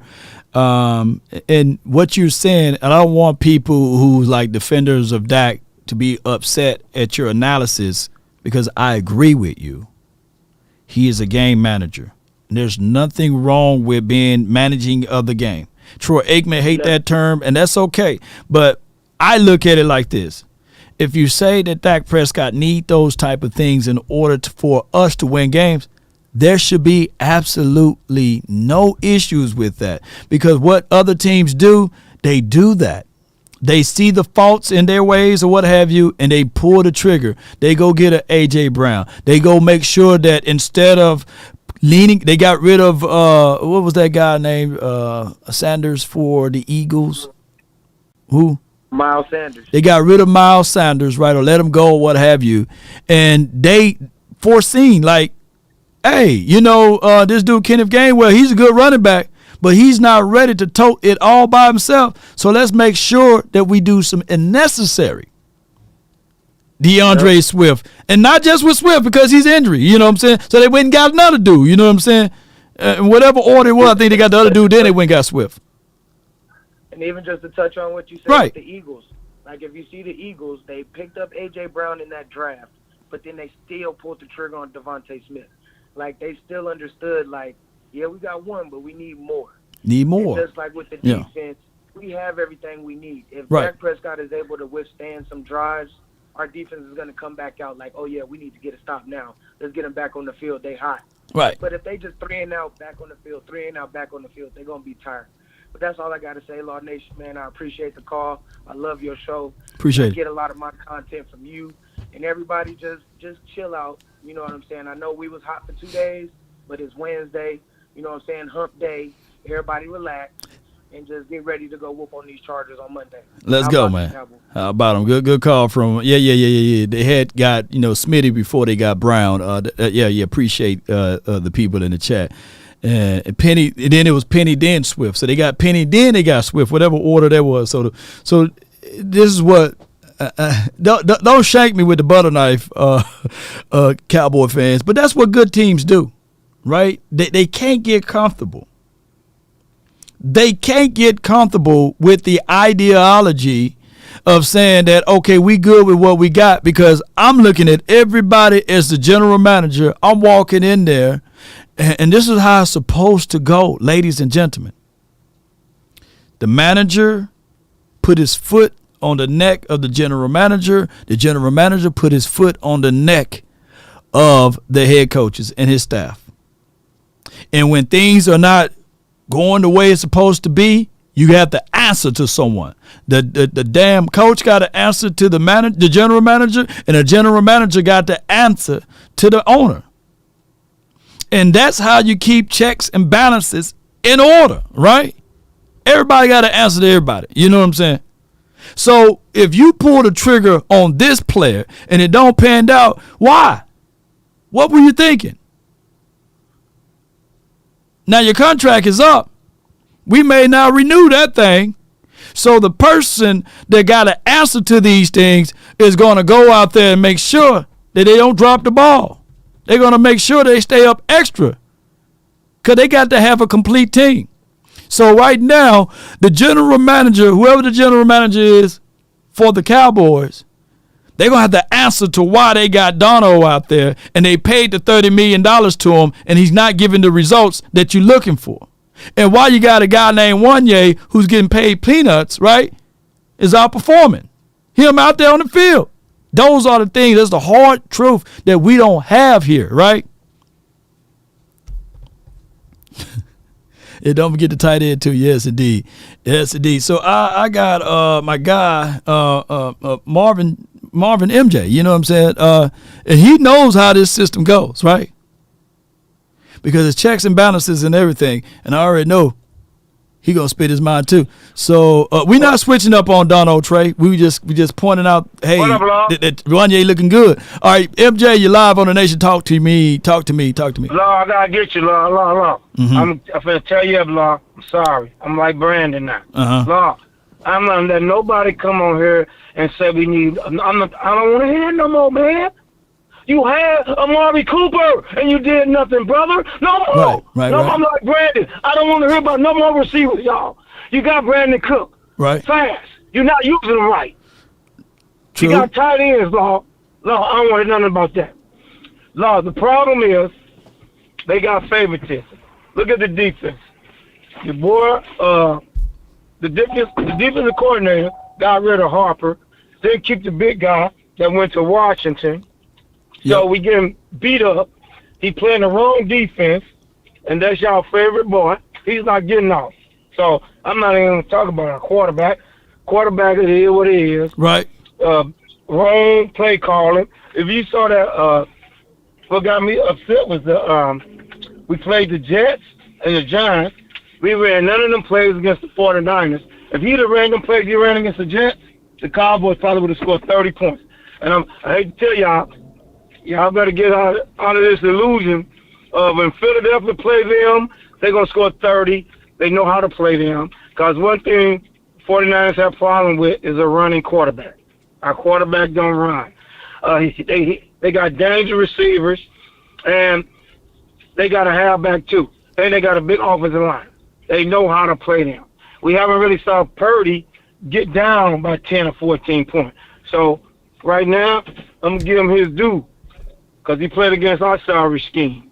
But we should have played, look at this lady. We should have played man on man against them, and we didn't. So I don't want to hear no more excuses about that, my brother. Which one are you on? Are you talking about offense right now or defense? Help me out. Because I'm talking about both. Both. Okay. We have no excuses. No excuses for the offense, how we performed against the 49ers, right? Yeah. I get you on that. We should have ran them. The plays you ran against the Jets, that's the same scheme, but I give the 49ers credit. They ran a man on man. They ran man. But now, can I ask you a question? Talk to me. Everybody on here, did Dak Prescott call the last game for Will Greer? I mean, we talking about That's a question. Yeah, he called plays to get familiar with the concepts of what they're trying to do. But that shows that he's not dumb, right? I mean, it's preseason, man. Everything vanilla. But go ahead. No, but I know that. That's vanilla. But the man ain't dumb. So if you see they playing man on man, he should be changing the play. If I'm not mistaken, and I hope Brandon on here, and Brandon gonna turn you up too. Dak Prescott could change the plays, man. I'm trying to wonder what you mean about tearing up someone, because from the aspect of it, both sides of the coin played like cheeks versus the doggone 49ers. Both sides of the coin. The 49ers imposed their will on the opening series. We had some penalties on plays that should have been pretty much cleaned up. Those are mental penalties. Face mask. You don't supposed to tackle that high anyhow, right? A person lining up offsides, man, took away a turnover. That changed the fortune of the game. Our defense allowed so many things to happen negatively in that game that most of us try to throw away the tape. So I'm trying to figure it out. That's what I'm trying to tell you, Law. Okay, I'm going to give you 2 points. On the offensive side. Right. The offensive coordinator get an F because he didn't do no misdirection plays, nothing that he did against the Jets. That's the same defense that the 49ers play. So he get 3 Fs. He made Dak Prescott look like a fool, and Dak Prescott overthrowing people and don't use his legs. So they get an F. We done with that. Now let's go to the defense. The defensive side. You should have played man on man. Should have played 4 big deep. Should have had big 58 in the middle, 95 in the middle, 2 defensive ends, and played like they did. Have Parson playing linebacker, 3 linebackers, 2 safeties, and you would have stopped that crap. With all due to respect of the 49ers. With all due respect of the 49ers. They the number 1 defense in the National Football League. The Jets not. They don't have a Fred Warner. They don't have a Fred Warner. They don't have a Bosa and a Javon and just down the inside in the middle. They don't have those type of weapons. But we gotta see, Lord, this is what I'm saying, Lord. This is why you be making y'all be making everybody frustrated because y'all come on here with excuses. We got those are not excuses. Those are facts. You can't point out the Jets defense and the 49ers defense in the same category. The Jets don't have the number 1 defense in the National Football League, and they don't have a Fred Warner. Jets got a big number 95 that's good. They linebackers are good. They got 2 corners.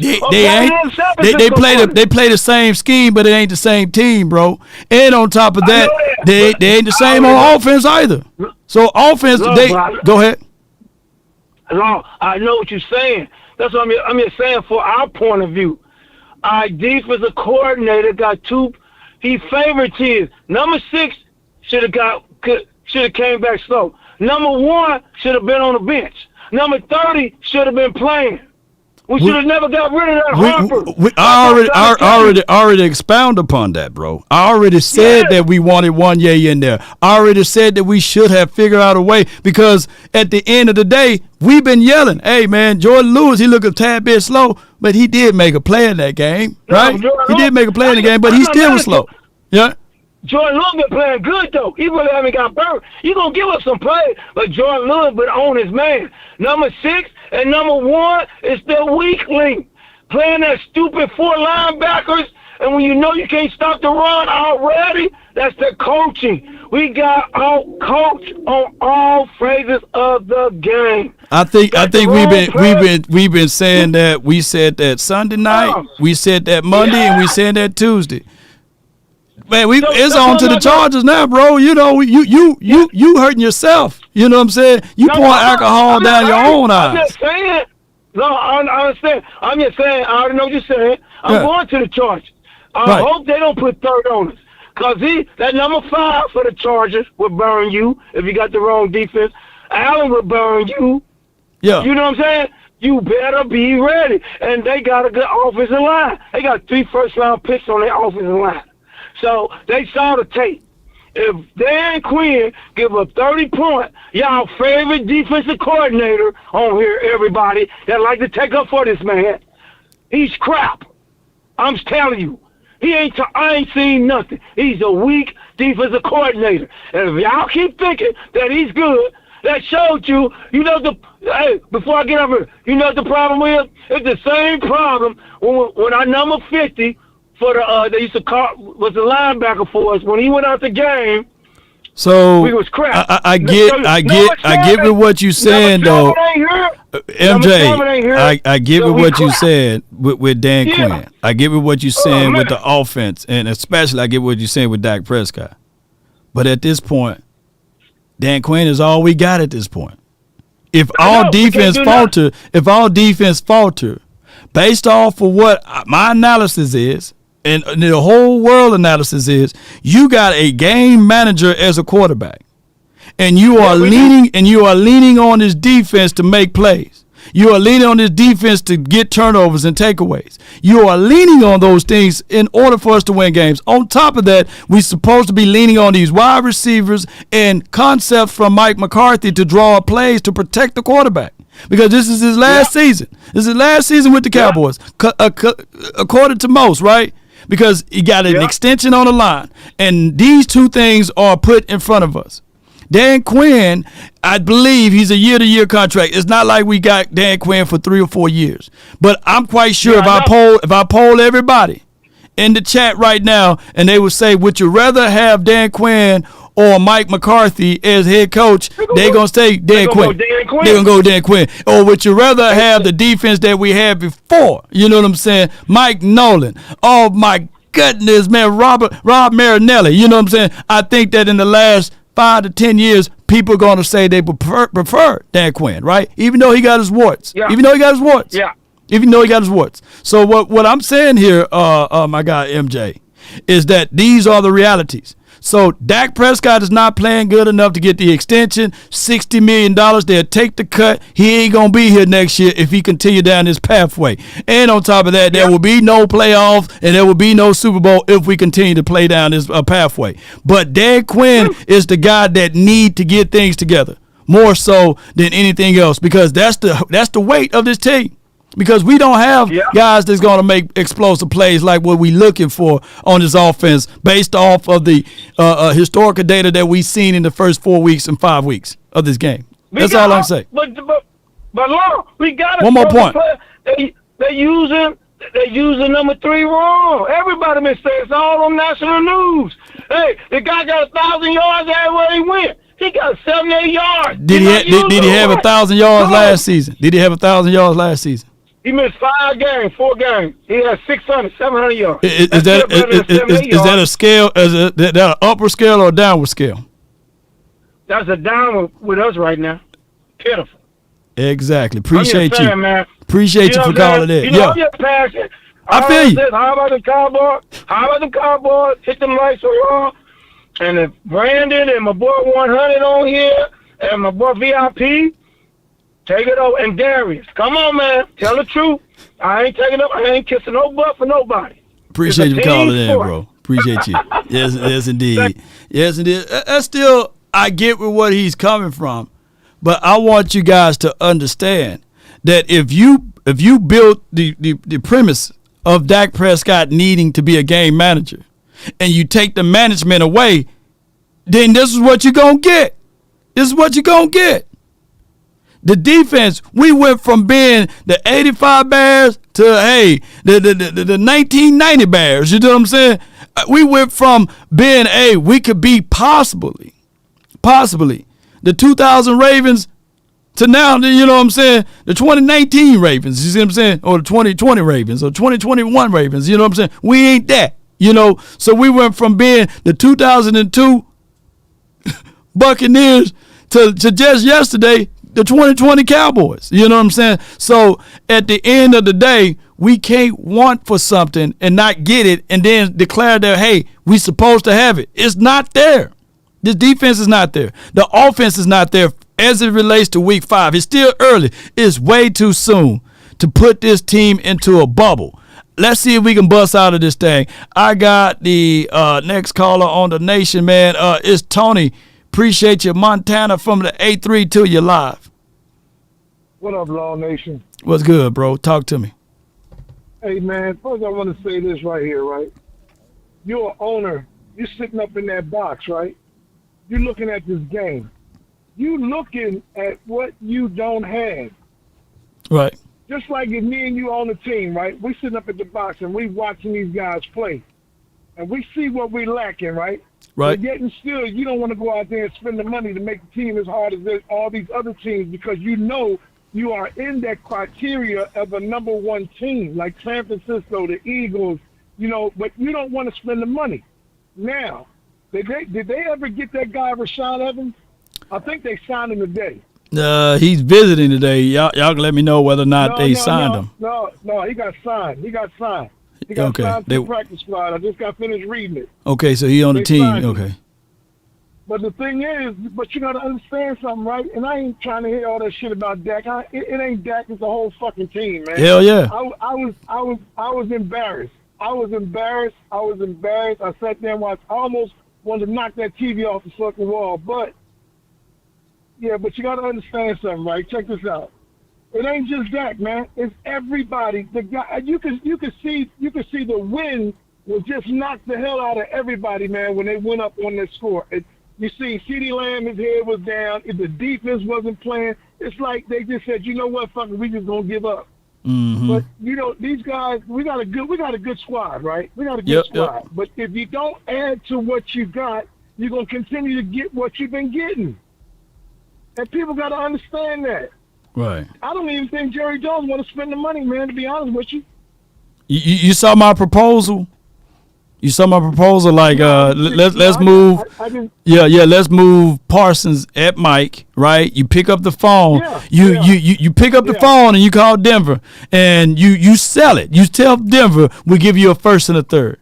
At this rate, y'all be grand sweepstakes for Caleb Williams. You know what I'm saying? I know y'all kind of skittish on Russell Wilson, right? You will have grand sweepstakes for him because now you can package that. Look, we need somebody that can and Bland has been playing pretty well, but we need to put Bland back inside, right? And get my guy Patrick Surtain or somebody. It don't have to be him. It could be Marshawn Lattimore. You know what I'm saying? And get him on the edge and help this team out. Hey, I was reading about Denver. Mm-hmm. They said they're not in a sale right now. But if the phone rings, they're gonna pick it up. Yeah, they'll pick it up. This is what the coach said. They said they're gonna pick up the phone. Yeah. So if the Cowboys need to make that move, man, let's go all out, man. Fuck it, go ahead and get Patrick Surtain. Put Tyson back. Put Mike Parsons back. Michael Parsons back at linebacker, man. Let D-Law and Sam Williams and the rest of them guys. Let them guys go eat.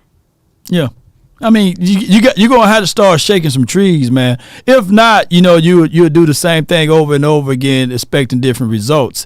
Right now, I do. Here's what I do agree with my guy at, but I want y'all guys to understand. Dan Quinn do get a little too cute, right? Size do matter. You know what I'm saying? You can't take a safety and move him at linebacker, and you can't have a linebacker that's playing edge rusher. You see what I'm saying? That's right. Look. Khalil Mack is an outside linebacker, right? And he's a hand in the dirt guy. You know what I'm saying? And he can stand up. But people don't understand. Being 270 is a whole lot different than being 255. You see what I'm saying? That's what Parsons. And Parsons not even 255. He done lost that 5 pounds. He's literally right now 240, 242. You know what I'm saying? And I don't want to hear that people gonna start talking about what's the guy, Von Miller. Von Miller just different, dog. He been playing edge his whole life, man. You know what I'm saying? Built different. Yeah, he's just a different dog, man. He's just a different dog. But you understand something? Dan Quinn goes to that owner, man. He said, look, man, all I got is safety. You want me to have these guys playing linebackers? Because I need some help here. Yeah. And, you know, Jerry probably tell him, use what you got, man. Use what you got. We ain't spending no more money. You use what I believe that. I believe Dan Quinn went to him and said, look, man, I don't want to play these safeties at linebackers. They're too light in the ass. I need somebody that's, you know, that can handle that weight up in there. And Jerry probably told him, you use what you got, man. Use what you got. Hey, man, I appreciate you for calling, man. I got 9 more, man, so I got to get these out, man. I appreciate you, Tony. Thank you for calling in. Yes, indeed, man. All right, I got a meeting at 3 o'clock, so y'all make it snappy, man. But y'all give it what I'm saying. Size do matter. I give it what people are saying. I like Parsons at the edge. I like what he can do, but sometimes he just will not match up well against these bigger, more athletic offensive tackles. He can win 1 rep. But you can probably get more out of it if you put him at a linebacker. You'll shut down the run, hook the flat, and then you can still blitz him through the A gap, B gap. You can still blitz him on the edge occasionally. But you will also save energy and time, and you will have one of your most faster, dynamic players inside the middle. I got the next caller, JT from the 260. You're live on the Nation. Talk to me, brought to you by Prize Picks. Hey, can you hear me, Law Nation? Yes, I can hear you, man. I can hear you, bro. Talk to me. Hey, so I'll just go off a little bit of what I said the last time, is that we just really have to be not necessarily relaxed, but I just think we got to look at it and say, look, we're just gonna get punched in the mouth sometimes. We just gotta punch back, Law. Punch back. Like a boxing man. Yeah, just punch back, my guy. You know what I mean? Like sometimes teams just get punched in the mouth. Just punch back, man. Sometimes it helps. Yep. You know, that's the first thing. The second thing that I have to ask, and this is kind of an unfortunate question, but I'll ask it anyway. Like, do you feel like not necessarily that guys are giving up on that, but do you feel like our fan base just isn't really like behind Dak anymore? Maybe. Right. I think that if you were to poll, if somebody can do a Twitter poll, you know, on a account that get traffic, and they say, okay, are you, you know, in for Dak Prescott or not, then I'm quite sure that the favors would be probably 80-20, 80% not in on Dak. And right now, he got to give us something, right? And it goes back to the Odd podcast when they said, hey, he is a game manager that used to make some plays, but now he's not making the big plays anymore, right? So all we needed is for that 49er defense to play honest, right? They didn't have to. They didn't have to because the Cowboys shot themselves in the foot on multiple occasions, and Dak Prescott didn't look polished. He didn't give us that one big play. Oh, excuse me, he did.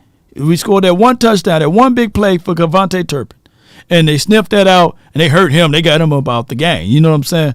So we need more than just that one, because that's what they're going to measure him by. The moments. Can he make that ride? Right. Can he make that final drive? Can he give us something? Even in a loss, I think that right now, if the score was 23 to maybe 20, people would say, hey, you know, maybe the Cowboys can get them in the playoff. But now, by it being 42-10, it makes it worse because now and then the interceptions. I know it was 28-10 when he threw that first interception. 14 minutes left in the clock on a game.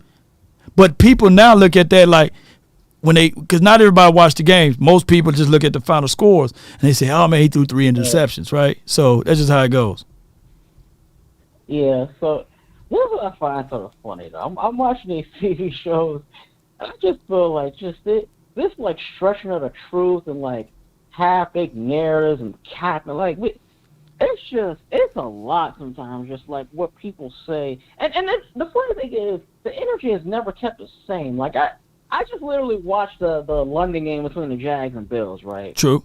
And I watched two quarterbacks turn the football over in inopportune time. And Trevor Lawrence's two fumbles were like comical. Like it was bad. And I just It was. Yeah. I really fail to understand why goalposts move, logic gets split up only halfway true, and like it never makes sense. Like, but my main question, though, bringing that up though, is why is it that it's literally just certain people get a pass? Like, why isn't it that everybody gets a pass or everybody gets no pass? Like, why does it always have to be like, well, because we like this person, like, we're going to make excuses, but if it's Dak, like, no excuses. Like, I don't get that. I mean, it's the way of it's hate, and it's just hate, man. And then the poison pills, the fan base collect them and they swallow them, and that's what's going on. They spit out the same thing that they see on TV, and influences goes a long way. I think that Stephen A. Smith is a very influencing guy. You know, I think that Colin Cowherd is very much so influenced. He got power to influence the people. You know, those people can wave their hand, you know, and say that it's not pink, it's purple, and then everybody will believe that it's purple. But there's always only a few that will stand up for what they believe in and refute what they're saying and point out the obvious. And those people, if you ever think about it, you know, always get, you know, cast out. That's just what it is, man. It's the 4-letter, 3-letter network vibes. And most people are followers and not leaders. So you get a lot of people, Sheep Nation. You get a lot of people who regurgitate what they see on national TV. That's what it is, bro. Yeah, yep. Is there responsible though? Like, and one more thing before I go, I know you got 8 more callers, but like, it used to be the same way with Aaron Rodgers.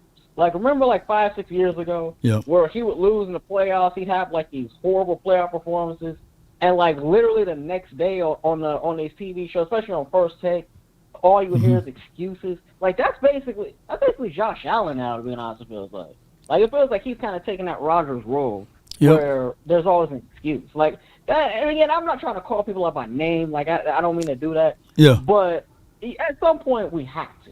Yeah, at some point you have to. And that's what I do, man. That's why the nation is here, man. You know, and we're going to try to keep it fair and balanced, man. If the quarterback have a bad day and a bad game, I'm point it out. But to the extreme, to say X, Y, and Z things, nah. You know what I'm saying? Ride this out. He's not playing to the levels that you will extend him. And, you know, and I think that the Sheep Nation, they don't understand that portion. They think that we are saying, extend him now, you know what I'm saying, and save the money and blah, blah, blah. He's not playing to the levels that he should get extended. That's what I'm saying. That's my battle cry. Appreciate you for calling in, bro.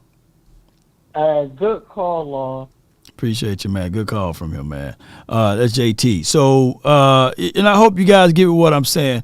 This team, I get it. We lost to the 49ers. We did.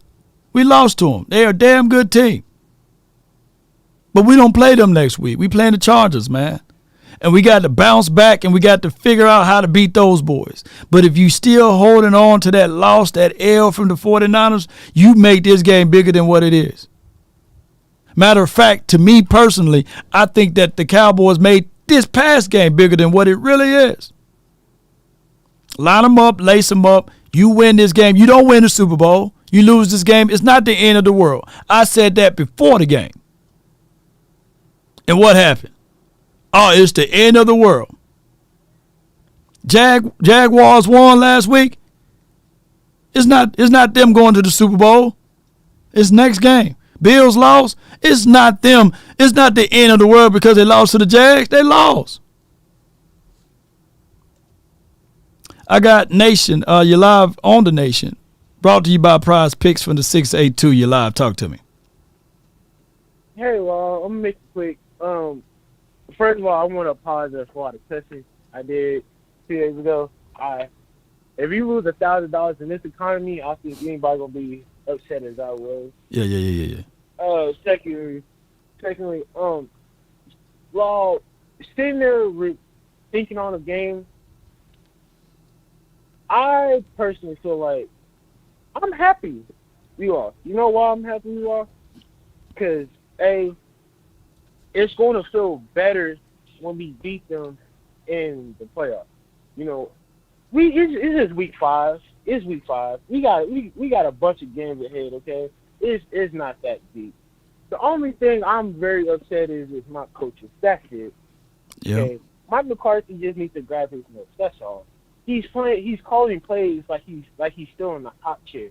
Dak is still playing like he just recovered from his ankle injury. Okay. Now Dan Quinn, I don't know what's wrong with Dan Quinn. This is normal for Dan Quinn. Okay. I'm disappointed, Dan. Yeah. I never expected Dan Quinn to call to a coach like that ever. Okay. He needs to straighten up off of it. I'm gonna let Dan Quinn slide because he's usually the only stronghold on his team. So everybody needs to calm down on Dan Quinn just a little bit. We all are disappointed in Dan Quinn, but just give him a little breathing room. For the last 3 years, he has been our stronghold. Give him some room, okay? Now, that's all I really have to say, Well, you have a fantastic night day, all right, man? Man, appreciate you, Nation, man. And hey, you gonna figure out a way to recoup that 1,000, man. You know what I'm saying? Just don't bet on this game, though. Don't bet on this game, please. Don't on Monday night. I'm not. Hey, hedge your bet, man. Bet on the Eagles, man, because we gonna beat those Eagles. Bet on that Eagles week 9. We gonna beat those Eagles, man. I appreciate you, Nation. Big trust, man. Yes, indeed. Yes, indeed. The odds are better in that favor right there. We haven't lost since 2019 versus the Eagles when our starting quarterback is there, by the way. You know what I'm saying? But I do, somebody said stop betting in this economy. I appreciate you. Press says, Law Trust dust this game big because the way they lost. Yeah, it's big because the way they lost and the nature of how they lost. But at the same time, you take that loss on the chin, keep it moving, man. Learn from it. Know that right now in a pinch, if you dial up a game plan like this, plus your defense playing like that, you're going to catch an L. And Dak Prescott, hey, somebody pull him over to the side and say, hey, man, you what you playing for? What is your why?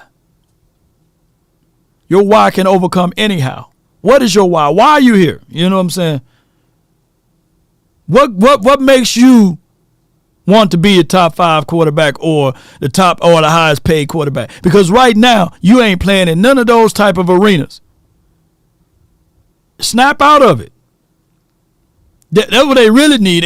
They need to have somebody coaching on the sideline with spitting out their mouth. I'm tired of this, y'all.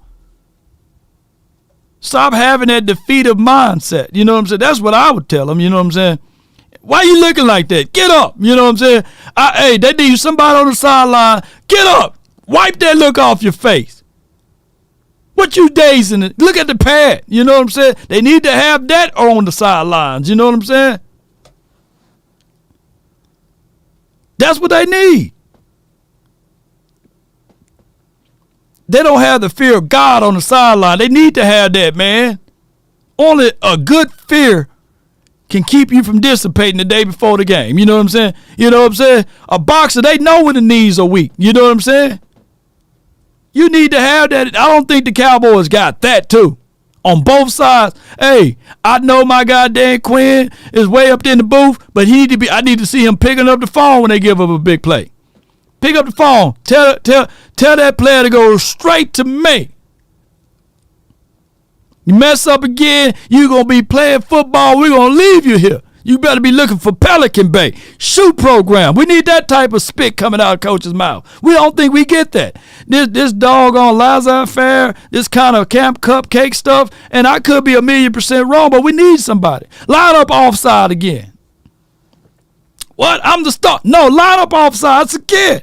I dare you. I double dare you. What? There's no country in what? You know what I'm saying? You know what I'm saying? What do Marcellus Wiley look like? We need that type of stuff over here. Come on. You look at the tape. You're talking different today. I feel you. All right, so 225, and I appreciate you for the super chat too, by the way. 225, you're live on the Nation, brought to you by Prize Picks. Talk to me. What's up, Law? Hey, man, what's good with you, bro? You're live. Talk to me, man. Man, I think that's gonna be the another year. I think everybody taking out of proportion. This is a new offense with Mike McCarthy. So I think he's still getting the groove of play calling, and Dak just needs to just calm down and just run the plays that McCarthy asked him to run, and just audible.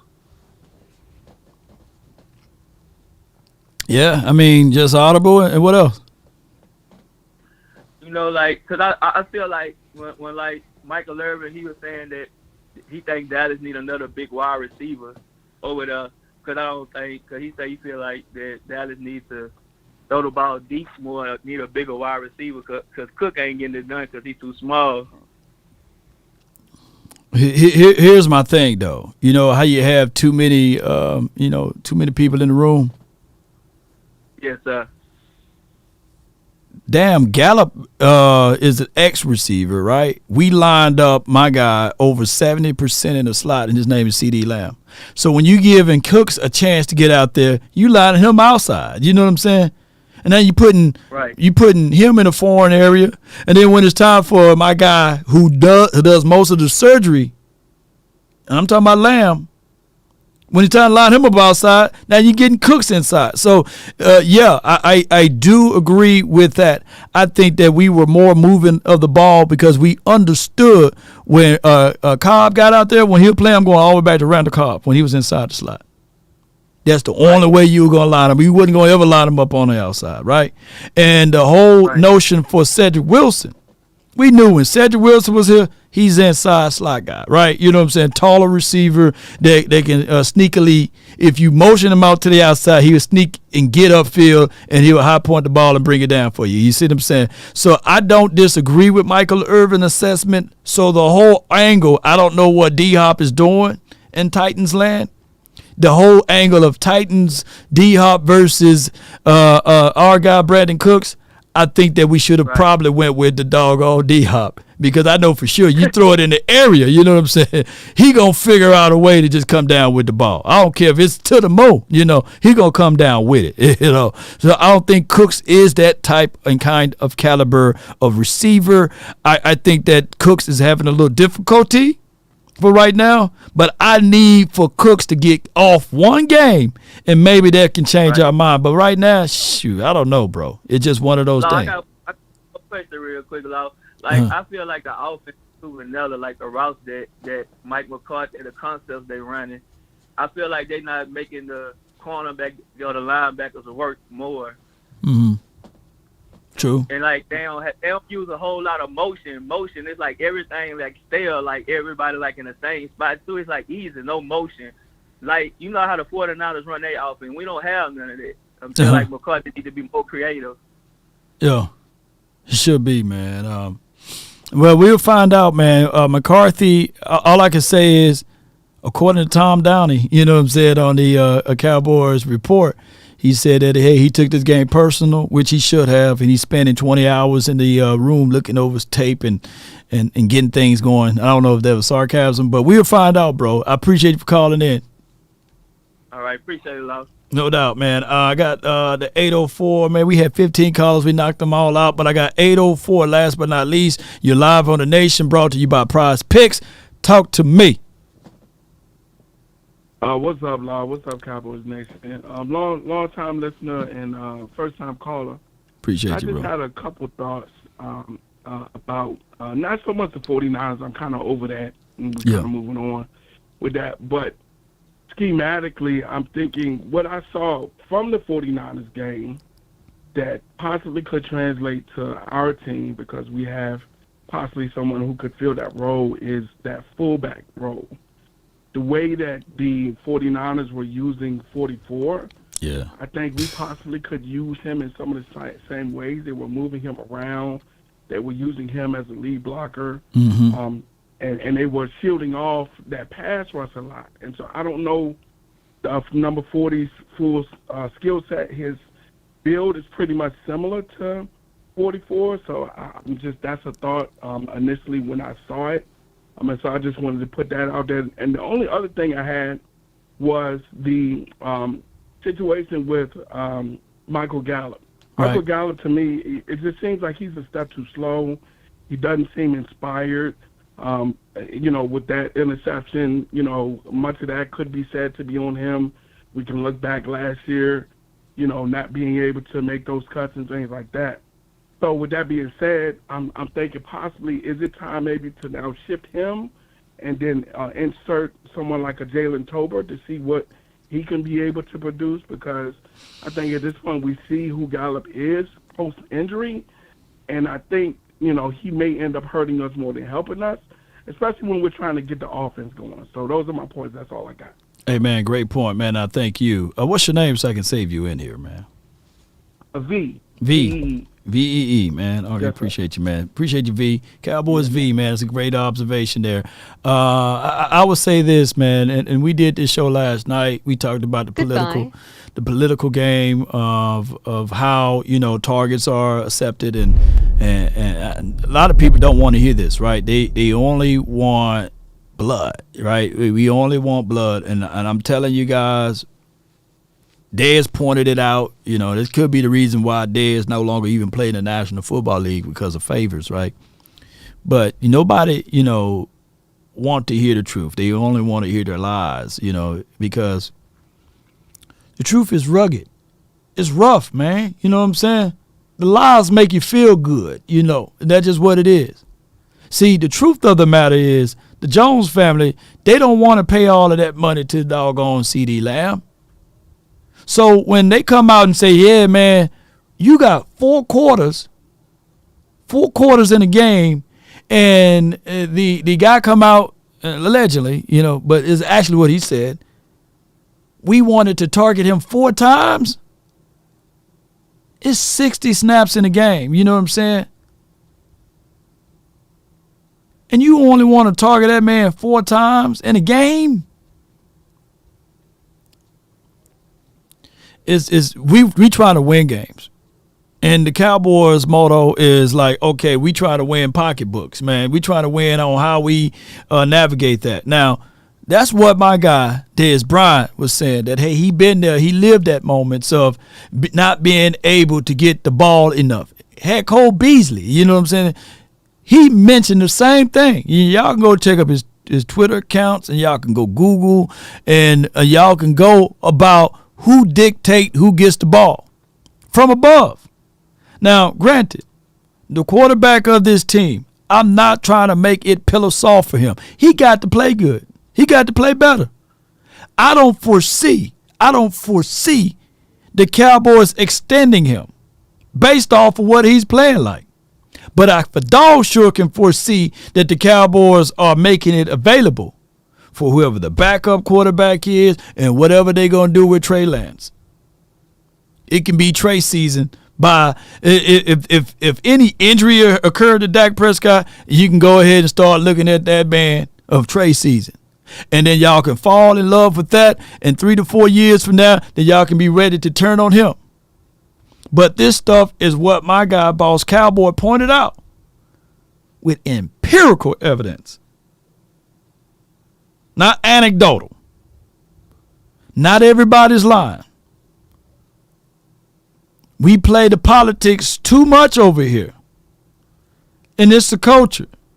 Because somebody wants to be right, and they don't have to go to the principal office when they do bad. Unfortunately, man, that's just what it is, y'all. Unfortunately. So Gallup is starting over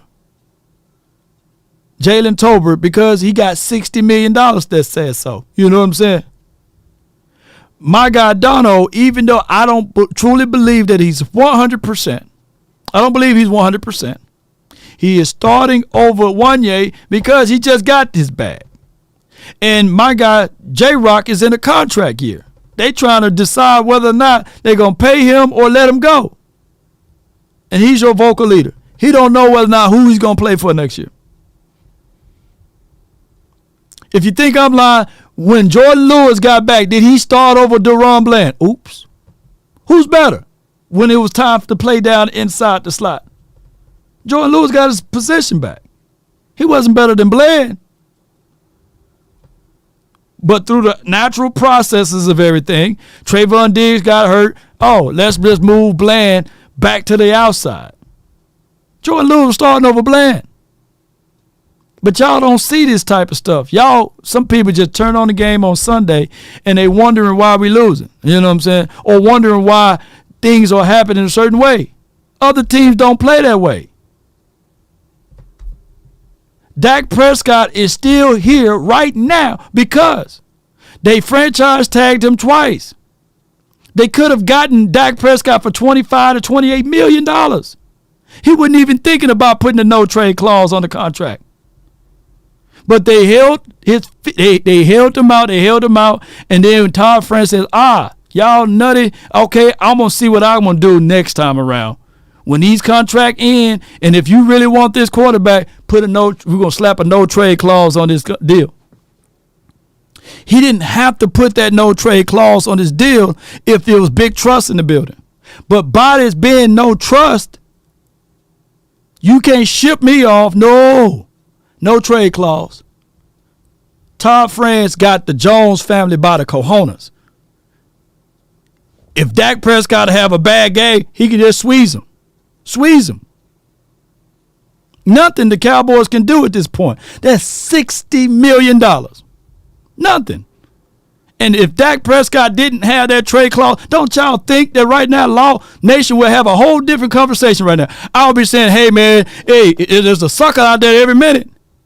I'll be trying to wheel and deal. I'll be sitting here saying, shoot, if the doggone Eagles can get a first round, what did the Eagles get for Carson Wentz getting traded over there to the Colts? But y'all are so feeble-minded, and y'all look at it one way. Law just an apologist. No, I'm a realist over here. You ain't finna throw $60 million out the window. What did they get? What did they get for Carson Wentz? You can say technically they got doggone A.J. Brown, but what did they get from a trade aspect? A first and a second. Well, I believe Dak can be 2 firsts. He's way better than Carson Wentz. At the time that they're looking to move on from him. But that's the art of negotiation. We got our ass kicked in that negotiation room. And now you just got to play it out. See this thing all the way through. Seeing what you can get out of return of this investment right now. It's not time to pull out now.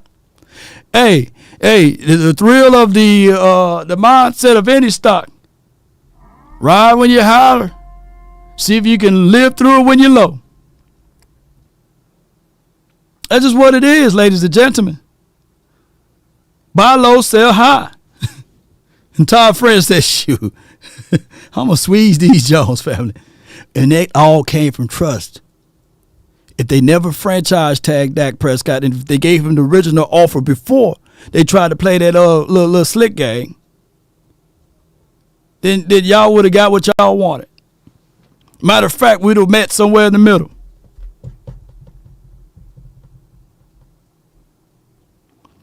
DT, appreciate you for the $5 super chat. So from the end of it, ladies and gentlemen, that's the reality. We need to win games.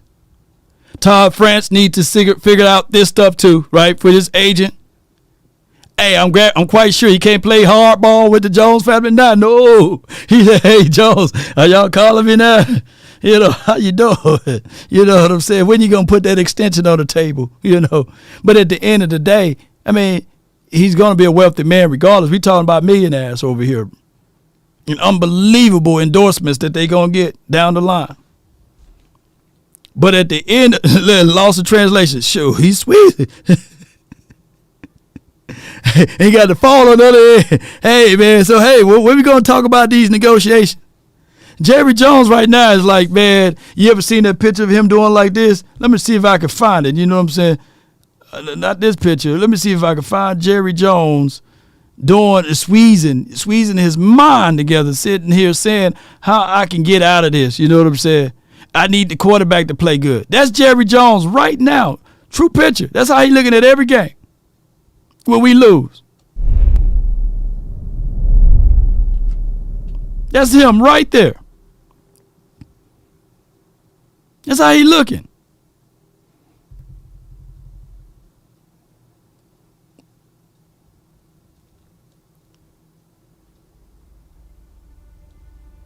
Everyone have a reason, but results are what matter. Are we playing to the degree that tomorrow, are you willing to hear this news right here? This news right here. Breaking news, the Cowboys extended Dak Prescott to a 5-year contract. No, we're not playing like that right now. We're not. Those are the realities, ladies and gentlemen. We still got work to do. The cake is still in the oven. Can't pull it out too soon. And there's no slander towards Dak Prescott. Those are truths. Nor are you at the ability to bench him. It's too soon. That's knee jerky. We lost to one of the best teams on defense and offense, respectfully speaking, by the way. Where they at? We lost to that team. And what we going to do to respond? It's not the end of the world. It's how you rebound. It's your comeback. We got pieces. Rashaan Evans, yes, we just signed him. We lose out on some things. I don't know who's going to be the Mike this upcoming game. They may move Damone Clark at that. Rashaan still got to learn the playbook. He couldn't even make the Eagles squad right now. So he got some things that he got to prove. But we are light body on defense. That's what I agree with MJ. A converted safety playing linebacker at 205, he get tossed around. He got to make the business decision. I don't know if I'm going to fill A-gap right now. I'm 205. There's people watching the chat right now bigger than Marquise Bell. Size matter. The offense. We need to have an approach of the game. We need physicality even with the offense. We can't finesse with Tony Pollard, finesse with Rico, even though he may run hard, but that ain't hurt nobody. I used to like when the Juggernaut, when he fight Jubilee way back in the days on that Marvel. And she'll throw that little Jubilee stuff. Who remember that? And the Juggernaut will say, it's tickles. I'm the Juggernaut. You know what I'm saying?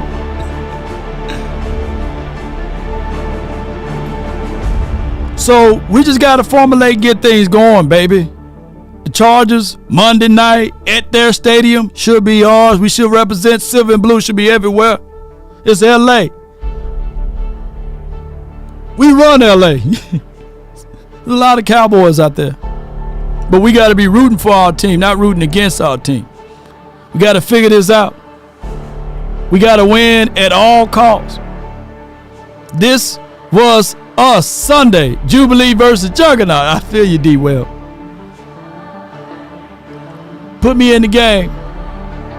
If you want a thing bad enough to go out there and fight for it, to work day and night for it, to give up your time, your peace, and your sleep. If all of your desires of it makes you quite mad that you don't get tired, and it makes you hold everything taut to your cheek. If life itself seems empty and useless without it, and all that you scheme and dream is about it, if you will gladly go out there and sweat for it and fret for it and plan, to lose all terror of your mind, if you would simply go after the thing you want with all of your capacity, strength, and sagacity, with faith, hope, and confidence, and stern pertinacity, if neither cold poverty or famish or fame or the sickness of that body or brain can turn you away from the thing you very much so want, if dogged and grim and besiege and beset with the help of Almighty. Cowboy Nation, I say that at the end of all of my shows, whether it's long or short, I try. But you can get it. The mindset got to be there. The heart's got to be there. That's been my time. I really thank you all for yours. If I didn't get to your super chat, I'll get to it later. I got to go to this meeting. DC for life. I love y'all. If I offended anyone, charge it to my head, not my heart. If I talk loud, that's just how I talk over here.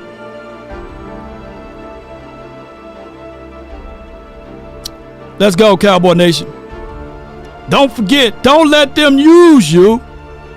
We ain't at the bottom of everybody's list.